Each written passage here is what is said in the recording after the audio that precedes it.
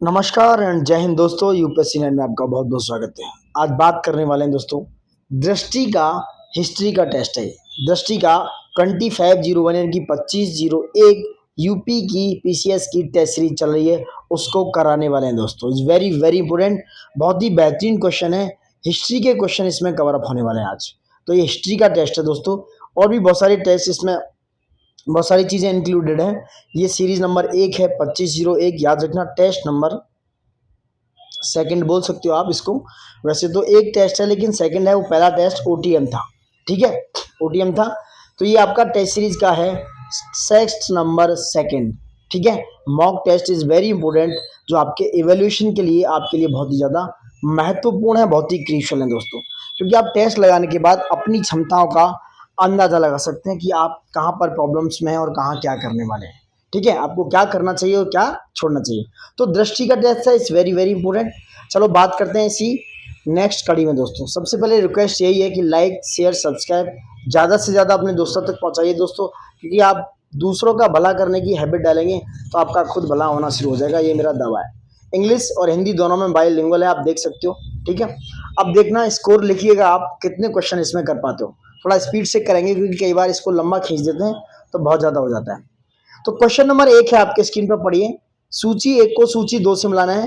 ये जो ताम्र पाषाण संस्कृति है, चालकोलिथिक कल्चर है, और प्रेजेंट समय कहाँ स्थित है, ये उसकी बात हो रही है। ठीक है, पहला है आहड़ बनास संस्कृति, किससे रिलेटेड है? जो आहड़ बनास कल्चर है वो राजस्थान से है।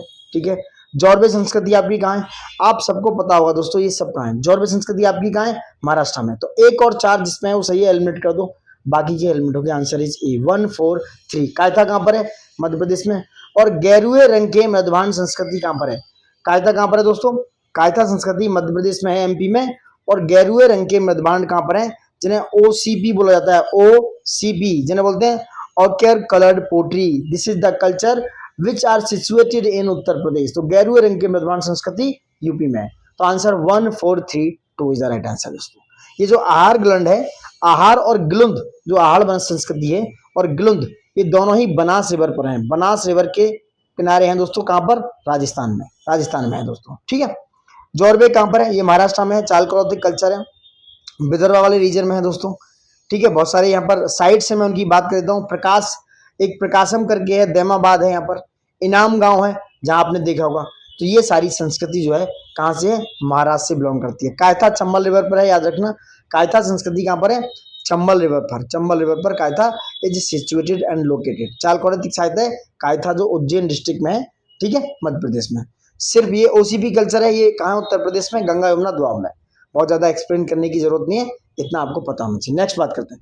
नेक्स्ट है भारत में मध्य पाषाण काल के संबंध में निम्नलिखित कथनों पर आपको विचार करना है। मध्य यानी कि mesolithic period of India. Sometimes आपको इंग्लिश भी पढ़ लेनी चाहिए, क्योंकि इंग्लिश में भी आपको थोड़ा सा आचार विचार कर लेना चाहिए, मुझे जो लगता है। तो देखिए, मध्य पाषाण संस्कृति की बात हो रही है, मध्य पाषाण काल की। This is talking about mesolithic period. पहला क्या है? मध्य पाषाण काल की विशेषता थी कि वहां पर सूक्ष्म सूक्ष्म यानी कि माइक्रोलिथ टूल्स थे, सूक्ष्म औजार थे, सूक्ष्म पाषाण वाले। उनका उपयोग हुआ शिकार संग्रह करने के लिए, यानी कि वो हंटिंग करने के लिए।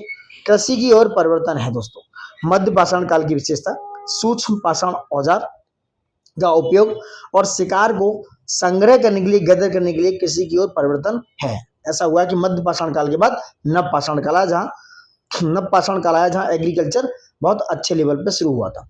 नेक्स्ट है पशुओं को पालतू बनाना और स्थायी जीवन की शुरुआत मध्य पाषाण युग की महत्वपूर्ण विशेषता है।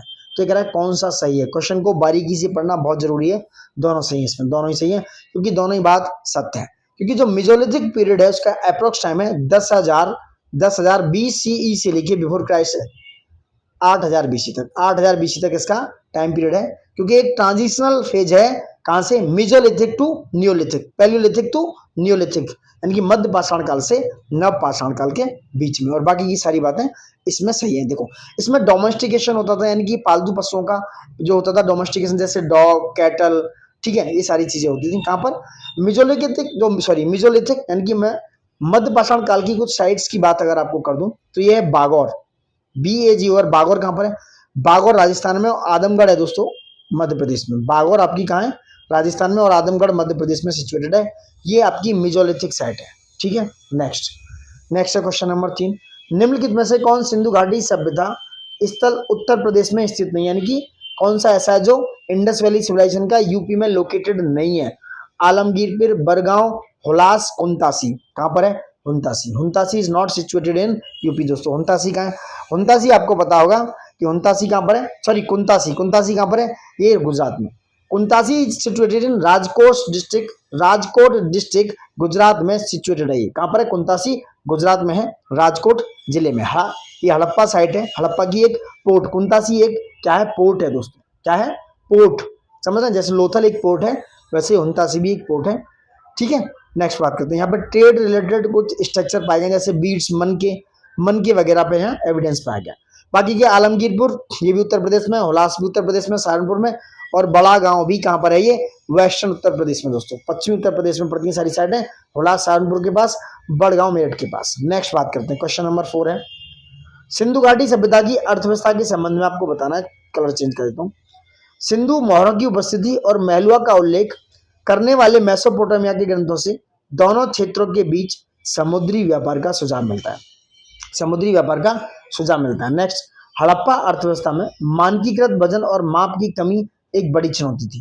देखो, मेजर चैलेंज था वेट एंड मीजर का। ऐसा नहीं है, वेट एंड मीजर भी पाए गए दोस्तों। कह रहा है कौन सा कथन सही है? कौन सा कथन सही है? तो देखो, फर्स्ट कथन सही है, क्योंकि वहां पे कमी नहीं थी, दक्षता थी। There is more than sufficient weight and measure in the standard size in the Harappan economy. तो ये सेकंड गलत हो गया, फर्स्ट सही है। First is right answer. तो answer is A is the right answer. A is the right answer आपका, क्योंकि यहाँ पे इंडस मेसोपोटामिया के ट्रेड की बात हुई है, एविडेंस मिले हैं। इंडस की सील्स, जो ट्रेड की बात करते हैं तो वो सील्स है।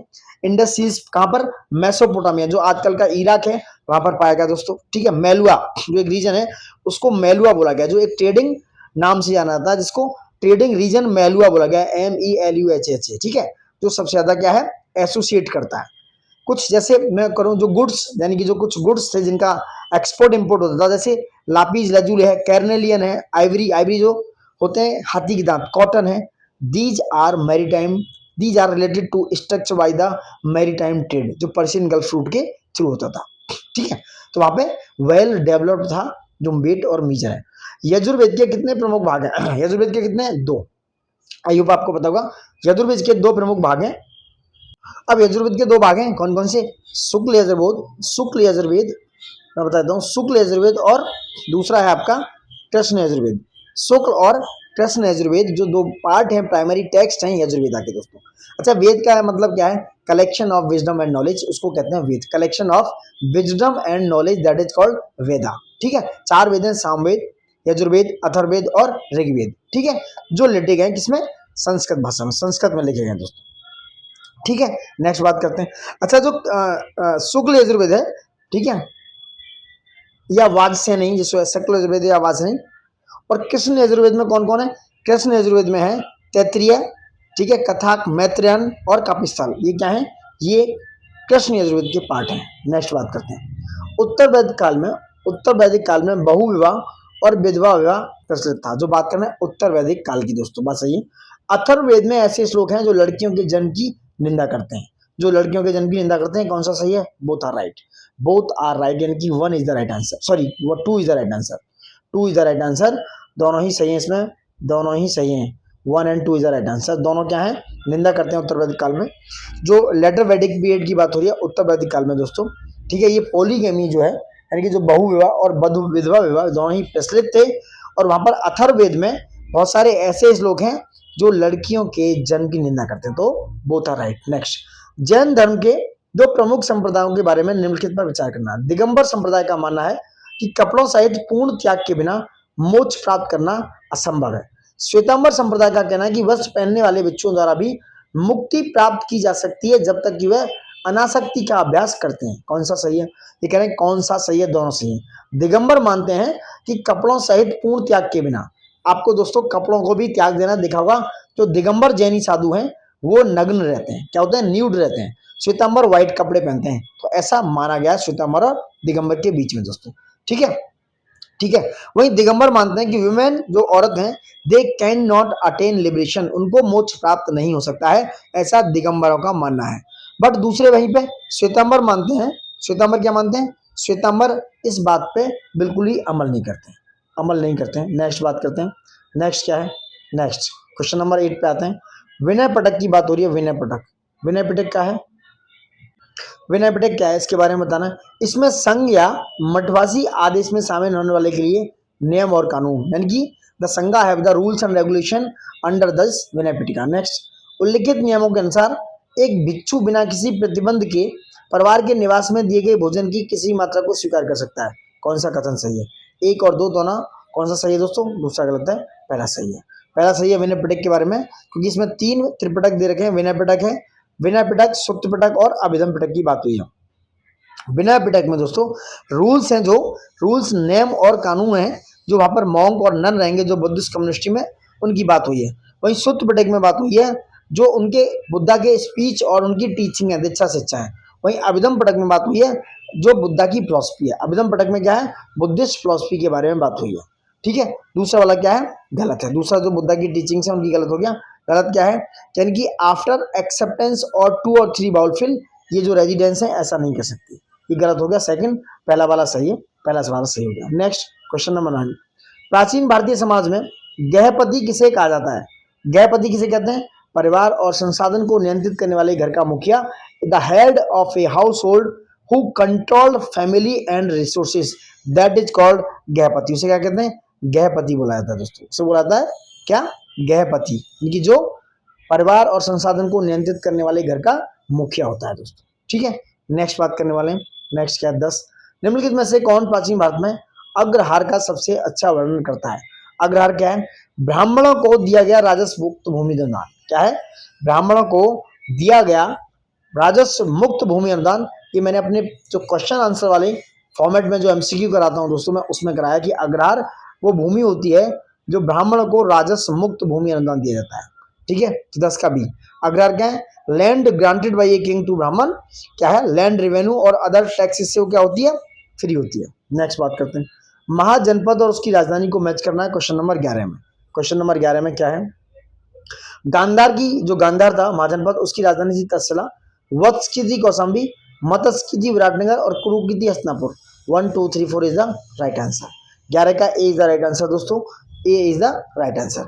जो अगुंतर निकाय है बुद्धिस्ट का, बुद्ध का एक टेक्स्ट है अगुंतर निकाय, जिसमें ये बोला गया है, बुद्ध के एक टेक्स्ट अगुंतर निकाय में ये बातें बोली गई हैं कि जो 16 महाजनपद हैं, अगुत्तर निकाय में जो अगुंतर निकाय है उसमें 16 महाजनपद का और उनके पावरफुल स्टेट्स की बात हुई है।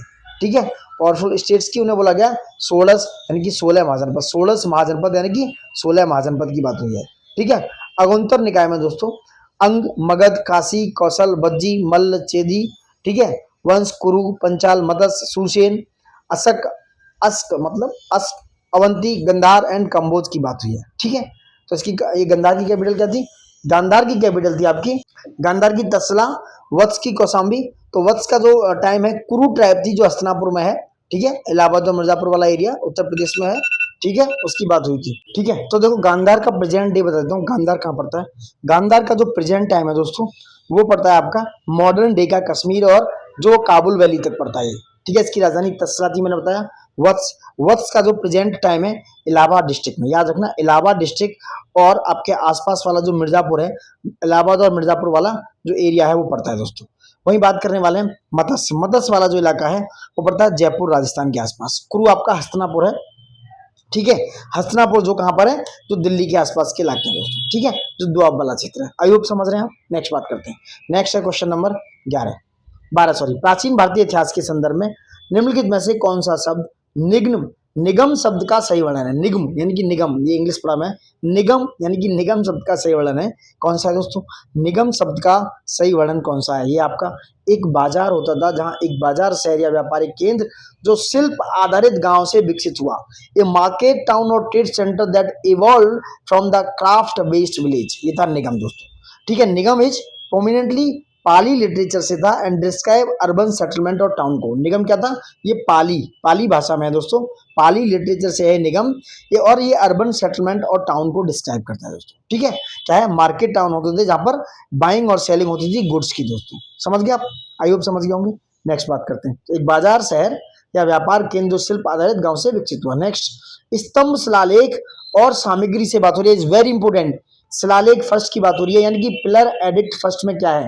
देखो पिलर एडिक्ट फर्स्ट में दोस्तों सिंपल सी बात है कि अशोक के लोगों को सुरक्षा का सिद्धांत दिया, यानी कि जो पिलर एक एडिक्ट फर्स्ट है वो क्या है, अशोका ने कमिटमेंट किया वेलफेयर एंड प्रोटेक्शन का, वेलफेयर एंड प्रोटेक्शन की बात की। तो कौन सा है इसमें, कौन सा है अशोका का, पशु पक्षु अशोक का लोगों के लिए प्रोटेक्शन का सिद्धांत था, ठीक है, commitment to welfare and protection of people. तो शिलालेख एक की बात हो रही है तो फर्स्ट आ गया। शिलालेख दो में जो पिलर एडिक्ट सेकंड है उसमें किसकी बात हुई है, धम्मा की बात हुई है, अशोक की धम्म नीति है, तो ये दो आ गया। स्तंभ शिलालेख चार में राजकों राजकों की बात हुई है, उनकी ड्यूटीज की बात हुई है, तो तीन आ गया, यानी कि सॉरी एक आ गया, तीन दो एक, और ये तीन दो एक, यानी कि A is the right answer, A eliminate कर लो। स्तंभ जो एडिक्ट है पिलर एडिक्ट पांच में पशुओं और पक्षियों की सूची है जिन्हें कुछ दिनों में नहीं मारा जाना चाहिए, ये स्तंभ एडिक्ट किसमें बात हुई है, पांच में, ठीक है, ये हो गया तीन दो एक, चार इज द राइट आंसर, ठीक है। नेक्स्ट बात करते हैं। अच्छा मैं बता दूं, तो ये जो अशोक के पिलर है चुनार सैंडस्टोन से बने हुए हैं, चुनार के सैंडस्टोन से बने हैं, ठीक है, बहुत ज्यादा मॉडर्न एम्पायर का बहुत बड़ा सिंबल है, पूरा सिग्निफिकेंस है। Their primary aim to spread Buddhist ideology, जिसे बोला गया धम्मा, ठीक है। अशोक के पिलर की जो भाषा है पाली और प्राकृत है, ये पूछा गया कई बार, पाली एंड प्राकृत, क्या है पाली एंड प्राकृत है दोस्तों। जो ग्रीक और अरामिक जो है उस पर कुछ इंस्क्रिप्ट है, ग्रीक और अरामाइक में, ग्रीक और अरामाइक भाषा का भी यूज हुआ है दोस्तों इस पर, ठीक है। नेक्स्ट बात करते हैं, नेक्स्ट समझ गए। स्तंभ शिलालेख में अशोक के लोगों का सुरक्षा सिद्धांत, दो में अशोक की धम्म नीति, तीन में क्या है, तीन में उसका एलिमिनेशन ऑफ नेगेटिव ट्रेट है, जो आपको हरनेस क्रूअल्टी निर्धनता गुस्सा घमंड इस तरह की बातें नहीं करनी। चार में क्या है, राजकों के कर्तव्य है। पांच में कुछ स्पेसिफिक एनिमल है जिनकी बात हुई है, पशु और पक्षियों को जिन्हें सूची कुछ दिनों में नहीं मारा जाना चाहिए, ये पांच हो गया। छठे में है अशोका का ओवर रीचिंग पॉलिसी है जो धम्मा है दोस्तों, ठीक है। नेक्स्ट बात करते हैं, क्वेश्चन नंबर 14, क्या है 14, मौर्य समाज के प्रशासन के संबंध में निम्नलिखित कथनों पर विचार करना है, विचार की क्या है। तक्षशिला उज्जैनी तुसाली और सुवर्णगिरी मौर्य काल के दौरान सुदृढ़ प्रशासनिक नियंत्रण के साथ प्रमुख प्रांतीय केंद्र थे, ठीक है। मौर्य साम्राज्य की भौगोलिक सीमा में पूरी तरह से समान प्रशासनिक व्यवस्था थी, कौन सा सही है दोस्तों, दूसरा वाला गलत है, पहला सही, आंसर इज एक, आंसर क्या है एक है। जो मेजर सेंटर थे इससे पाटलिपुत्र हो गया, तक्षशिला उज्जैन तोसली और ये सुवर्णगिरी की बात हो रही है, ये क्या है, एक बात strongest in the around the centre, ये बहुत अच्छी बात है, तो ये प्रशासनिक नियंत्रण इनका बहुत प्रमुख था दोस्तों। वहीं मौर्य का जो एडमिनिस्ट्रेशन था वो समान नहीं था, वो काफी सेंट्रलाइज था, काफी केंद्रीकृत सेंटर था, यूनिफॉर्मिटी बिल्कुल भी लेवल पे नहीं थी, वो बात करते थे बट ऐसा नहीं था, ठीक है, ठीक है। नेक्स्ट बात करते हैं, तो सेकंड गलत हो गया। नेक्स्ट है शक युग जो 78 ईस्वी पूर्व में शुरू हुआ और प्राचीन भारतीय सिक्कों में उपयोग किया जाता था, वर्तमान में है जो शक युग है वो कहाँ पर है, ये आपका भारतीय गणराज्य का आधिकारिक कैलेंडर जो उस समय यूज होता है, भारतीय गणराज्य का आधिकारिक कैलेंडर, यानी कि 15 का सी, ठीक है। ये शक जो एरा है, शक संवत, शक युग 78 एडी में शुरू हुआ, 78 एडी में शुरू हुआ, ठीक है। और कहाँ पर है, वेस्टर्न छत्रापाज में दोस्तों, ये जो वेस्टर्न छत्रापाज में है ये कॉइन वहां पर ये डेट किए गए थे दोस्तों, ठीक है, ठीक। नेक्स्ट बात करते हैं, नेक्स्ट क्या है, नेक्स्ट चंद्रगुप्त द्वितीय के शासनकाल के दौरान भारत आने वाले वह चीनी बौद्ध तीर्थ यात्री कौन थे जिसने बौद्ध पांडुलिपियों एकत्र की थी दोस्तों, कौन था। चंद्रगुप्त द्वितीय के शासनकाल में एक आदमी आए थे, फायान, कौन आया था, फायान जो है, जो फायान है जो चाइना से आए थे, बुद्धिस्ट पिलग्रिमेज थे, 399 से लेके इनका टाइम पीरियड है 414 CE तक, ठीक है। ये चंद्रगुप्त द्वितीय के टाइम पीरियड में रहे थे दोस्तों, ठीक है। इन्होंने बहुत सारे बुद्धिस्ट मैन्युस्क्रिप्ट कलेक्ट किए इंडिया से और ये वापस चाइना ले गए दोस्तों। नेक्स्ट बात करते हैं, नेक्स्ट प्राचीन भारत में गुप्त वंश बड़ी संख्या में सोने के सिक्के जारी करने के लिए प्रसिद्ध थे जिन्हें कहा जाता था, क्या कहा, दिनार। जो सोने के सिक्के थे उन्हें दिनार कहा जाता था, दिनार, क्या कहा जाता था, दिनार। गुप्ता ने बहुत ज्यादा सोने के सिक्के जारी किए जिन्हें दिनार कहा गया, ठीक है। उसके बाद इन्हीं से गुप्ताओं से जो है दीज कॉइन्स, गुप्ताओं से यानी कि कुशालों से प्रभावित थे, ये these coins inspired by the Kushan tradition, तो गुप्ता ने इसलिए किए कि वो कुशालों से प्रभावित थे, तो कुशाणों से प्रभावित होने की वजह से इन्होंने ये सिक्के जारी किए दोस्तों, ठीक है। Gold content in Gupta dinars was generally lower than the Kushan coins, ये पूछ रहे हैं कि जो गोल्ड में सीमा थी, मात्रा थी ना, वो कुषाणों की मात्रा में कम थी जनरली, ठीक है। नेक्स्ट बात करते हैं, हर्षवर्धन के दक्षिणी विस्तार की नर्मदा नदी के किनारे पर हराकर रोकने का श्रेय किस शासक को दिया जाता है, यानी कि हर्षवर्धन को एग्जैक्टली किसने हराया था दक्षिणी विस्तार करते समय नर्मदा नदी पर? ये था आपके पुलकेशन द्वितीय। ठीक है, पुलकेशन द्वितीय ने पुलकेशन जो है पुष्पभूति किंग थे, ये क्या नाम है, पुष्पभूति किंग हर्षवर्धन, पुष्पभूति किंग हर्षवर्धन, जिनको पुलकेशन द्वितीय ने, ये चालुक्य पुलकेशन द्वितीय कौन थे, बादामी के चालुक्य राजा थे दोस्तों। इन्होंने हर्षवर्धन को कहां पर, नर्मदा नदी के किनारे पर रोक दिया, पुलकेशन द्वितीय है दोस्तों। ठीक है, नेक्स्ट बात करते हैं भूमि का प्रकार और उसका क्षेत्र विचरण। कुरंजी क्या होती है, देखो कुरंजी क्या है, कुरंजी है आपकी, कुरंजी आपकी क्या है, सी इसमें से मिस है, मैं उसकी बात कर लूंगा अभी। ये है मिस नहीं है, मरुदम है, सी। ठीक है, कुरंजी देखो, कुरंजी होती है दोस्तों आपकी, जो पहाड़ी क्षेत्र होता है उसे कुरंजी बोला गया है, पहाड़ी क्षेत्र को कुरंजी। और जो मुल्ले होते हैं, मुल्लई, मुल्लई होती है फॉरेस्ट यानी कि देहाती और वंचित, फॉरेस्ट वाली, देहाती यानी कि फॉरेस्ट एंड पेस्टोरल लैंड होती है, देहाती भूमि होती है मुल्ले। मर्दम होती है कृषि भूमि, मर्दम फर्टाइल एंड एग्रीकल्चर प्लेन्स होते हैं। और नेथल होते हैं, ये आया हुआ क्वेश्चन है, नेथल होती है आपकी कोस्टल यानी कि तटीय वाली क्षेत्र, समझ गए। तो 3-4-2-1 right answer sorry 3-4-2-1 right answer है इसका। कुरंजी कैसी होगी, कुरंजी पहाड़ी क्षेत्र होगी, मुल्ले देहाती वन क्षेत्र होगी, नेथल कैसी होगी, तटीय, और मर्दम आपकी कृषि भूमि होगी। और वहीं एक और होती है पलाई भूमि है दोस्तों, याद रखना, पलाई भूमि होती है जो arid and desert like lands होती है, उसे बोलते हैं क्या होते हैं, पलाई। नेक्स्ट क्वेश्चन आ जाओ, नेक्स्ट क्या है, क्वेश्चन नंबर 20। शासक और उनका शासनकाल की विधि है, इज वेरी इंपोर्टेंट दोस्तों। शासन और शासनकाल की विधि है, आदित्य वर्मन का शासनकाल है 871 से 906 ईस्वी। उसके बाद का राज प्रथम का काल है 985 से लेके 1014, ठीक है, 985 से 1014। उसके बाद राजेंद्र प्रथम का काल है 1014 से 1044, और कुलोत्तुंग प्रथम का काल है 1017 से 1022। इज वेरी इंपोर्टेंट, ये क्रोनोलॉजी में लगा के आ सकते हैं। तो पहले आदित्य वर्मन, फिर राज प्रथम, उसके बाद राजेंद्र प्रथम, उसके बाद कुलोत्तुंग प्रथम दोस्तों। ठीक है, नेक्स्ट बात करते हैं।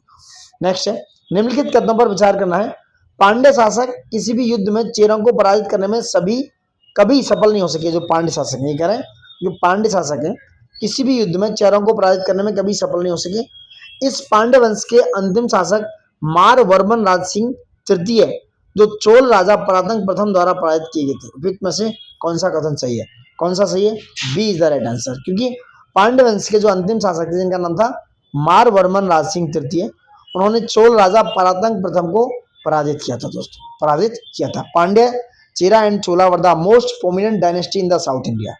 ठीक है, तो पहला क्या हो गया, गलत हो गया, सेकंड इज राइट आंसर। ठीक है, सेकंड, क्योंकि यहाँ पे पांड्यों के एक राजा थे जिनका नाम था अरिकेसरी मारवर्मन ने दोस्तों क्या किया, पांड्य राजा थे, इन्हें बहुत सारी विक्ट्रीज के लिए जाना जाता है जिन्होंने चेरों पर की। यानी कि अरिकेसरी मारवर्मन जो 670 से 710 ईस्वी के 80 के आसपास थे, इन्होंने चेरों को कई युद्धों में हराया दोस्तों। पहला वाला गलत हो गया। नेक्स्ट है, महावीर एंड अन्य तीर्थंकरों के जीवन का वर्णन करने वाला कल्पसूत्र किसके द्वारा लिखा गया है, किसके द्वारा, भद्रबाहु। कल्पसूत्र को लिखा गया दोस्तों भद्रबाहु ने। कल्पसूत्र जो है बहुत ज्यादा मोस्ट प्रोमिनेंट इंपोर्टेंट जैनिज्म का टेक्स्ट है, और खासकर किसका, कल्पसूत्र जो है किसका है, श्वेतांबर से, श्वेतांबरों से रिलेटेड है ये, स्पेशली श्वेतांबर का सेक्ट है, याद रखना। भद्रबाहु नाम से आप दिगंबर मत समझ लेना, श्वेतांबर से। ठीक है, और ये बायोग्राफी है एक तरीके से महावीर की। ठीक है, और बहुत सारे तीर्थंकर और उनकी बातें हुई हैं इसमें। ठीक है, तो आचार्य भद्रबाहु ने इसको कंपोज किया, और ये क्या है, लास्ट श्रुत केवली है दोस्तों, जो कंप्लीट नॉलेज जैन स्कल्पचर की बात करती है।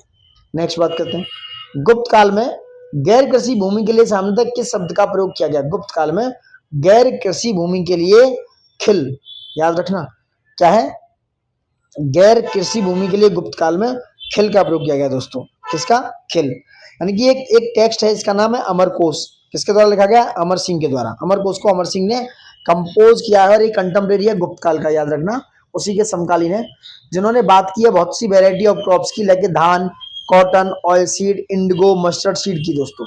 ठीक है, और अमरकोश में करीब 12 टाइप की, याद रखना 12 टाइप की सॉइल्स की व्याख्या हुई है। जैसे मैं बता दूं, जो उर्वर भूमि होती थी वो होती थी फर्टाइल, ऊसर होती थी, ऊसर को ड्राई भूमि यानी कि सूखी, मारू होती थी डेसिकेटेड, अपराहता होती थी ये अनटिल्ड, और ये होती थी सदबाला ग्रेजीलैंड, पंकेला होती थी कवर्ड विद मड जो कीचड़ के साथ होती थी। तो वैसे यहाँ पर क्या है, ये भूमि है दोस्तों, जिसे बोलता था खिल। क्या बोलता था? खिल। Cultivated land had various designation, जैसे खिल और अपर था। क्या बोलते थे? अपर तथा। खिल और इसको अपर तथा भी बोला जाता था, अपर तथा। ठीक है, नोट इट। नेक्स्ट बात करते हैं। 326 ईसा पूर्व में लड़ी हुई हेड स्पेस की लड़ाई किस भारतीय शासक और सिकंदर मान के बीच हुई? देखो इतने ज्यादा कॉम्प्लिकेटेड क्वेश्चन है, नहीं आएंगे, लेकिन फिर भी देख लो। तो 326 में किसके बीच? सिकंदर महान और पोरस के बीच में। तो बैटल ऑफ हाइडे, जिसे बोलते हैं बैटल ऑफ हाइडे स्पेस बोलते हैं, अलेक्जेंडर। तो 326 बीसी के बीच में हुई। किस किसके? अलेक्जेंडर यानी कि सिकंदर और पोरस के बीच में। कहां पर? झेलम। झेलम का दूसरा नाम हाइडेस्पस है दोस्तों, याद रखना। झेलम नदी के किनारे हुआ, जिसका दूसरा नाम हाइडेस्पस भी है। ठीक है। तो Porus impress Alexander with the bravery and was reinstated as a startup governor by him. तो पोरस से इम्प्रेस हो गया अलेक्जेंडर, उसने वहां को उसका गवर्नर बना दिया। नेक्स्ट बात करते हैं। हर्षवर्धन से संबंधित निम्नलिखित कथनों पर विचार करना है। हर्ष ने सहिष्णु धार्मिक नीति अपनाई और विभिन्न धर्मों के प्रति सम्मान दिखाया। यद्यपि शुरू में वह शैव मत का अनुयायी था, पर बाद में महान बौद्ध धर्म का सदस्य बन गया। 25 की बात हो रही है, दोनों ही सही है दोस्तों, दोनों ही आंसर सही है, सही पूछ रहा है। तो हर्षवर्धन का क्या? दोनों सही है। हर्षवर्धन के बारे में दोनों सही है कि वो पहले उसने सहिष्णु धार्मिक नीति अपनाई और बाद में सभी धर्मों के लिए उसने बहुत लिबरल हो गया दोस्तों। ठीक है, टोलरेंट एंड इंक्लूसिव रिलीजन। और पहले वो भगवान शिव का भक्त था, बाद में वो बुद्धिज्म की तरफ इन्फ्लुएंस हो गया दोस्तों। ठीक है, ये कन्नौज पर शासन करता था हर्षवर्धन। नेक्स्ट बात करते हैं। नेक्स्ट क्या है? बौद्ध धर्म के दार्शनिक सिद्धांतों के संबंध में निम्नलिखित पर विचार करना है। क्षणिकवाद का सिद्धांत है कि सभी तत्व क्षणिक, सापेक्ष और परस्पर निर्भर होते हैं। अनंतता का सिद्धांत स्थायी और अपरिवर्तनीय आत्मा की धारणा को अस्वीकार करता है। कौन से कथन सही है, कौन से कथन? दोनों सही दोस्तों। ये बुद्धिस्ट फिलॉसफी की बात है। तो बात करते हैं कि क्षणिकवाद का सिद्धांत, जिसे ट्रांजिएंट बोला जाता है, मोमेंटरी बोला जाता है और अनंत बोला जाता है, नॉन सोल। ठीक है, तो ये क्षणिकवाद का सिद्धांत सभी तत्व कैसे क्षणिक, सापेक्ष और परस्पर निर्भर है। अनंतता का सिद्धांत स्थायी और अपरिवर्तनीय आत्मा की धारणा को अस्वीकार करता है। तो दोनों ही सही है, दोनों ही क्या आंसर सही है। नेक्स्ट बात करते हैं। वैदिक नाम और उनकी आधुनिक नामों से मिलाना है। सिंधु का वैदिक नाम है दोस्तों इंडस। बेतिस्ता का झेलम। अस्कनी का चनाब और विपास का ब्यास। 1 2 3 4 इधर राइट आंसर आप देख सकते हो। रिवर झेलम को क्या बोला गया? रिवर झेलम को बोला गया बेतिस्ता। ठीक है, ये मैंने बताया। नेक्स्ट, बंदरगाह और उनके क्षेत्र हैं, बहुत इंपॉर्टेंट है आपका। कौन सा है?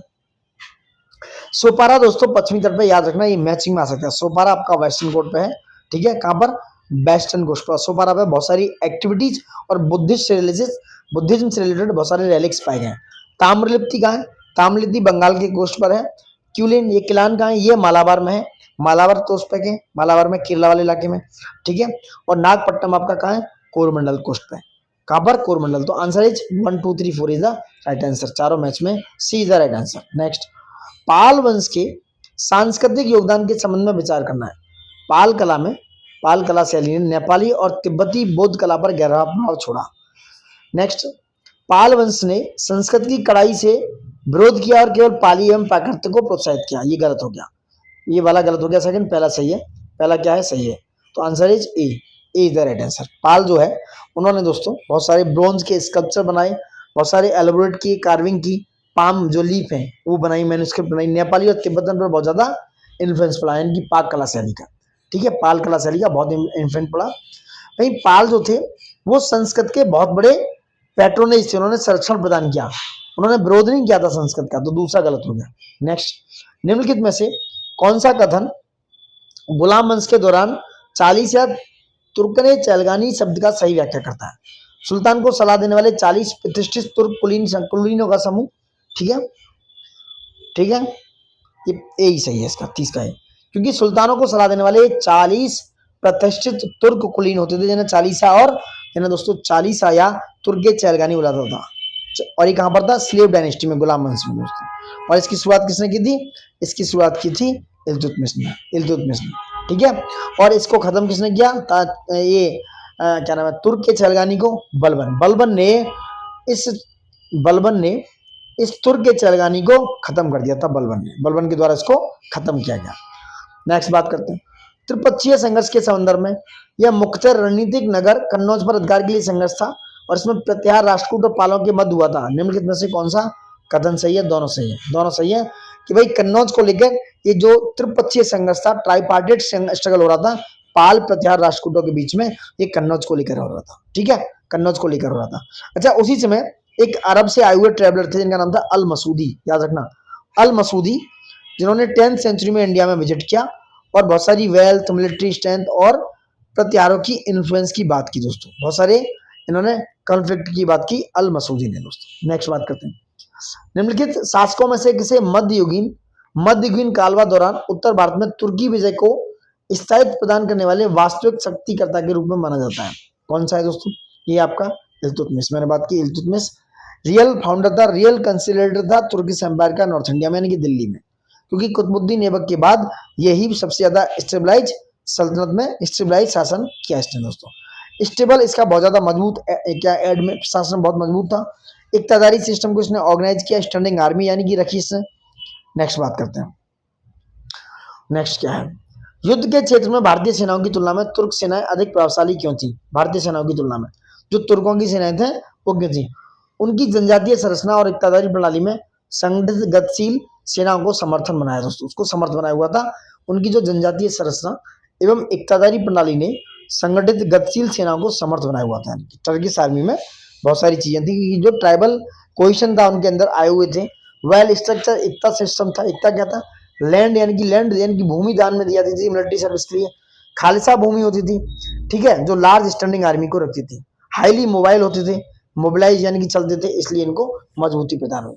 नेक्स्ट, बलबन ने सिजदा और वैभव जैसी दरबारी प्रथाओं की शुरुआत की, उसका उद्देश्य सुल्तान की प्रतिष्ठा एवं श्रेष्ठता को बढ़ाना था। दोनों सही है, ए आर सही है, आर ए का सही एक्सपेंशन भी कर रहा है। ये बलबन का मामला है दिल्ली सल्तनत के रिगार्डिंग दोस्तों।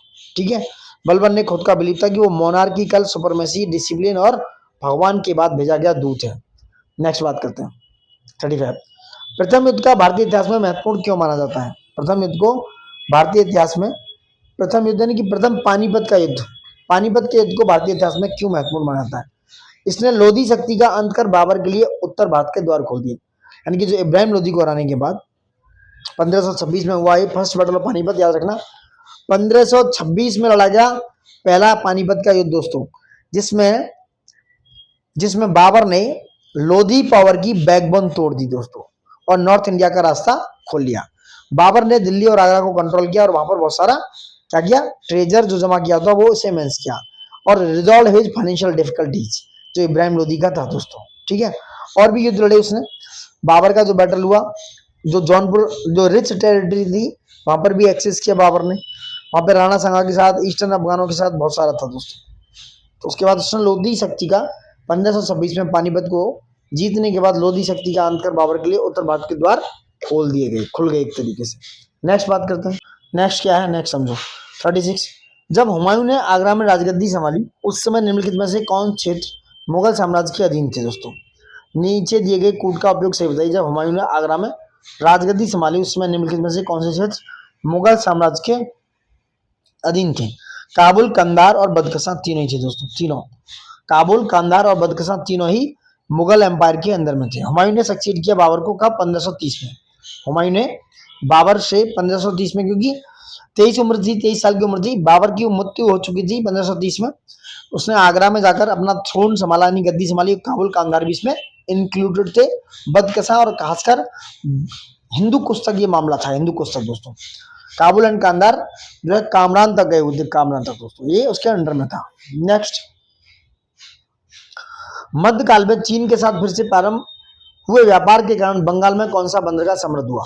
जो मध्यकाल में चीन के साथ व्यापार प्रारंभ हुआ था उसकी बात हो रही है, उसमें चटगांव, तो चटगांव बंदरगाह है वो बहुत ज्यादा राइवल था दोस्तों, चाइना के कॉन्टेक्ट में था, इसलिए वो बहुत ज्यादा समृद्ध हुआ। तो 37 का ए होगा, चिटगांव, चटगांव बोलते हैं इसे, चिटगांव नहीं चटगांव, इंग्लिश में चिटगांव। राणा संगा के बारे में निम्नलिखित में से कौन सा कथन सही है? राणा संगा की बात हो रही है, राणा संगा के बारे में।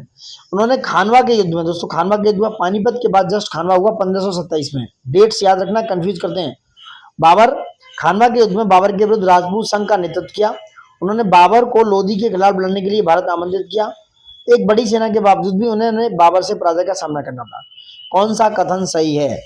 तीनों सही है दोस्तों, 1 2 3 is the right answer, D is the right answer regarding this. Rana संगा मेवाड़ से थे, कहां से? मेवाड़।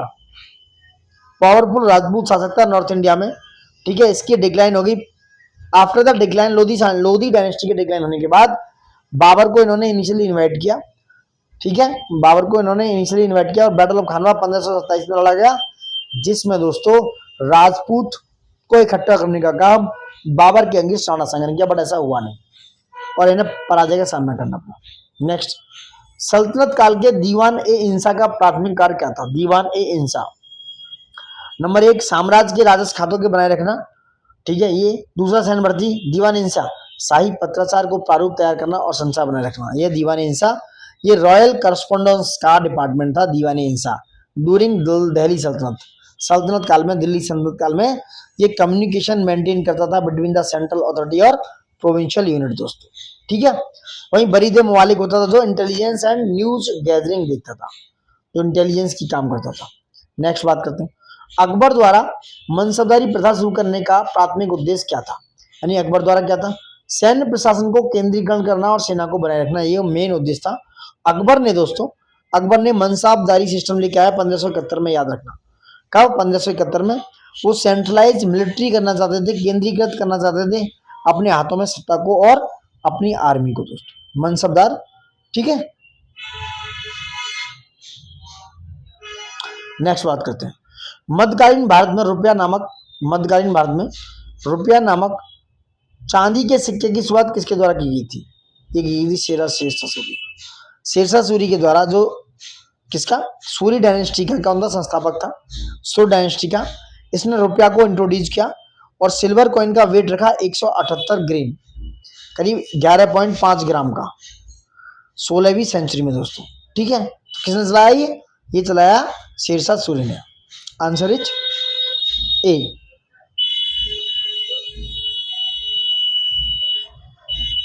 नेक्स्ट बात करते हैं, नेतृत्वकर्ता और पानीपत के द्वितीय युद्ध के दौरान संबंध बात हो रही है। बैरम खां दूसरे पानीपत के युद्ध में दोस्तों। अब दूसरा पानीपत का युद्ध कब हुआ? 1556 में हुआ। किस किस के बीच हुआ मैं बता दूंगा।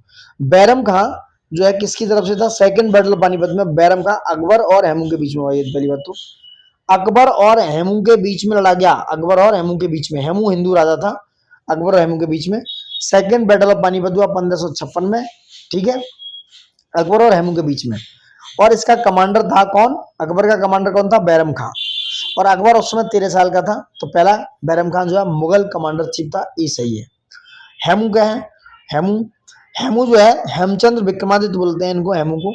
हिंदू जनरल था, इसका प्राइम मिनिस्टर था, क्या नाम है? सूर एम्पायर का, सूर साम्राज्य के अधीन हिंदू सेनापति था हेमू पहले। आदिल शाह मुगल सेनाओं का सहयोगी था। हाँ नहीं, मुगल सेनाओं का एलाई नहीं था, यानी कि ये सहयोगी नहीं था, तीसरा गलत हो गया, यानी 1 2 इज द राइट आंसर। जो आदिल शाह है वो मुगल एलाई नहीं था। He appointed Hemu to counter the Mughal resistance. Adil Shah was opposed to the Mughal force and sought to retain Afghan dominance in northern India. तो तीसरा गलत है, आदिल शाह मुगल सेना का सहयोगी नहीं, हेमू का सहयोगी था। नेक्स्ट बात करते हैं, औरंगजेब के शासनकाल के संदर्भ में। नंबर 1, उसके शासनकाल के दौरान मुगल साम्राज्य अपनी अधिकतम भौगोलिक सीमा तक पहुंच गया। उसके शासन में सिखों और सतनामियों के द्वारा क्षेत्रीय विद्रोह देखा गया। कौन सा सही है दोस्तों? कौन सा सही है? दोनों सही है।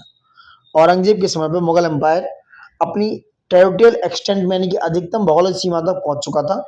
और इसी के शासनकाल में दोस्तों सिखों, जाट, अफगानी, सिख, ठीक है, इन्होंने क्या किया? क्षेत्रीय विद्रोह किए। इन्होंने, मराठाओं ने, इन्होंने क्या किया? क्षेत्रीय विद्रोह किए। तो सी इज द राइट आंसर।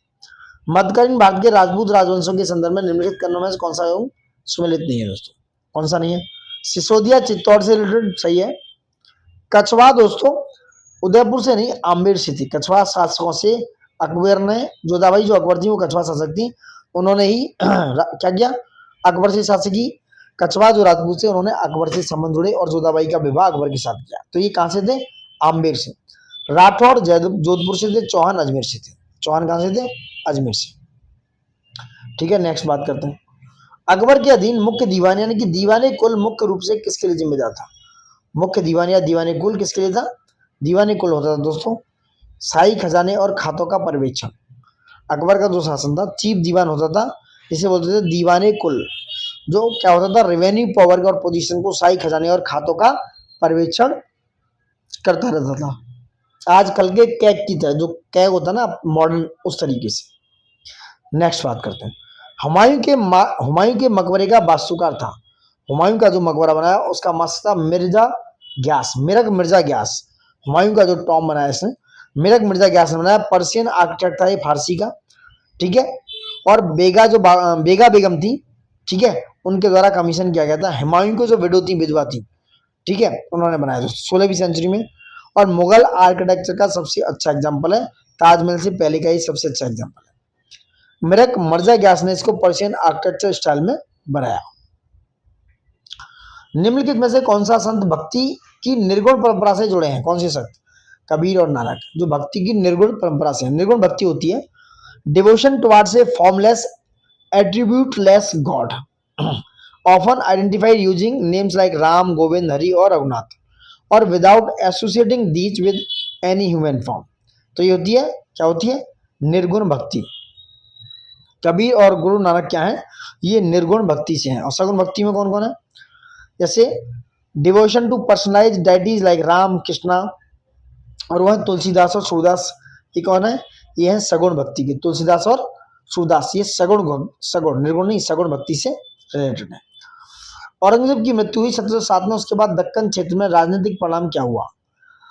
मराठों ने पुनः स्वतंत्रता स्थापित की और शीघ्र ही सफल हो गए आफ्टर औरंगजेब की मौत के बाद दोस्तों, ठीक है। दक्कन की जो पॉलिसी थ्री डिस्ट्रिक्ट 3 फेजों में हुए, डिफरेंट फेजेस में। प्रोफेसर सतीश चंद्रा ने बताया कि पहला फेज 1658 से 68 तक था, जहां मुगल फोकस कर रहे थे कल्याणी, बीदर, परिंदा और जो बीजापुर वाला इलाका है, जो जयसिंह इसको लेड कर रहा था। जयसिंह कौन था? जयसिंह औरंगजेब का सेनापति था, ठीक है। मराठों ने उन्हें पुनः प्राप्त कर लिया। हुमायूं के शासनकाल के दौरान निम्नलिखित में से कौन से चित्रकार मुगल दरबार में शामिल थे? हुमायूं की बात हो रही है, हुमायूं की बात हो रही है, तो ये मीर सैयद अली और अब्दुल अल सम्मन दोस्तों। मीर सैयद अली, ये इंपोर्टेंट क्वेश्चन है, कई बार आता है। मीर सैयद अली और अबुद अल सम्मद जो है हुमायूं काल के कौन है? पर्शियन मिनीचर काल के, मुगल दरबार के कौन है? उनके काल के चित्रकार हैं ये, मीर सैयद और अबद उल सम्मद दोस्तों, ठीक है। पर्शिया से इन्हें लेके आ गया। पर्शिया से एग्जाइल करने के बाद हुमायूं पर्शियन आर्टिस्टिक जो ट्रेडिशन है, पर्शियन मास्टर पेंटर जैसे सैयद अली हैं, अब्द अल सम्मद, इनको अपने कोर्ट में रखा। वहीं बात करें जो बसावन और दासवंत हैं, ये अकबर के काल के हैं, ठीक है। विचित्र और मंसूर ये जहांगीर के काल के हैं। नेक्स्ट बात करने वाला है जहांगीर के शासनकाल के दौरान दक्कन क्षेत्र में मुगलों की सत्ता की स्थिति क्या थी? जहांगीर के शासनकाल के दौरान बहुत सिंपल थी, दक्कन के शासकों के कारण कमजोरी हुई। जहांगीर का जो शासन था वो दक्कन के शासकों के कारण कमजोर हो चुका था। क्या हो चुका था? कमजोर। नेक्स्ट, निम्नलिखित में से ऐतिहासिक शहरों और इसके संस्थापकों का कौन सा युग सही सम्मिलित नहीं है? देखो, तुगलकाबाद गयासुद्दीन तुगलक ने, फिरोजाबाद फिरोज तुगलक ने, और दीन पनाह जहांगीर ने नहीं दोस्तों, अकबर ने। दीन पनाह किसने बनाया? दीन पनाह का फाउंड किया हुमायूं ने, जहांगीर ने, सॉरी, दीन पनाह को फाउंड किया हुमायूं। और शाहजहानाबाद बनाया शाहजहां ने। शाहजहानाबाद किसने बनाया? शाहजहां ने। तो आंसर इज सी, ठीक है। तो आप समझिए, देखो गयासुद्दीन तुगलक जो है तुगलक डायनेस्टी का फाउंडर था, जिसने तुगलकाबाद को फोर्टिफाई किया दिल्ली के पास में। तो पहला सही है। फिरोजाबाद जो है फिरोज तुगलक ने बसाया। कहाँ पर? फिरोजाबाद जो नियर, जो फिरोजाबाद उत्तर प्रदेश वाला वो नहीं, ये फिरोजा कोटला है, वहां पर ये भी दिल्ली में फिरोजाबाद है, ये फिरोज तुगलक ने। और दीन पनाह को फाउंड किया किसने? हुमायूं ने। किसने? हुमायूं ने, जहांगीर ने नहीं। मैंने अकबर बोला था, सॉरी फॉर दैट, ठीक है। तो 6 सिटी थे दिल्ली के आसपास जो बिल्ड किए मुगल एरा में, और शाहजहानाबाद को शाहजहां ने दोस्तों। आई होप समझ रहे हैं। नेक्स्ट 52 पे आइए। 1665 में शिवाजी और मुगलों के बीच एक संधि हुई, ट्रीटी हुई, उसका नाम क्या था? 1665 याद रखना, ये थी पुरंदर की संधि। पुरंदर की संधि शिवाजी और मुगलों के बीच हुई, 1665 में हुई, ठीक है। शिवाजी जो मराठा रूलर थे उस समय, उन्होंने, और मुगल की तरफ से कौन था? औरंगजेब। उस समय औरंगजेब शासक था। Got it? औरंगजेब शासक था दोस्तों। इनके बीच में क्या हुआ? दक्कन को लेकर ये एक ट्रीटी हुई थी, ट्रीटी ऑफ पुरंदर दोस्तों, ठीक है। और इस समय क्या हुआ? इसमें कुछ टर्म्स पॉलिसी थे। शिवाजी ने क्या किया? शिवाजी ने सरेंडर किया, 35 किलो में से 23 किले सरेंडर कर दिए। और इस संधि में दोस्तों शिवाजी ने अपने 23 किले मुगलों को दी थी उसमें, 23 किले, 35 में से 23 किले मुगलों को दी थी। नेक्स्ट समझो, निम्नलिखित में से कौन सा कथन मुख्य रूप से मराठों द्वारा लगाए जाने वाले चौथ और सरदेश मुखी के अनुपात को सर्वोत्तम रूप से दर्शाता है? कौन सा है? चौथ होती थी 1/4 और सरदेश मुखी होता था 1/10 दोस्तों। मराठा का एक रेवेन्यू सिस्टम था, ठीक है, एक तरीके का ट्रिब्यूट था जो बात करता मुगल टेरिटरी और नॉन मराठा रेट से लिया जाता था। चौथ होती थी 1/4 जो मुगल टैक्स, किसका?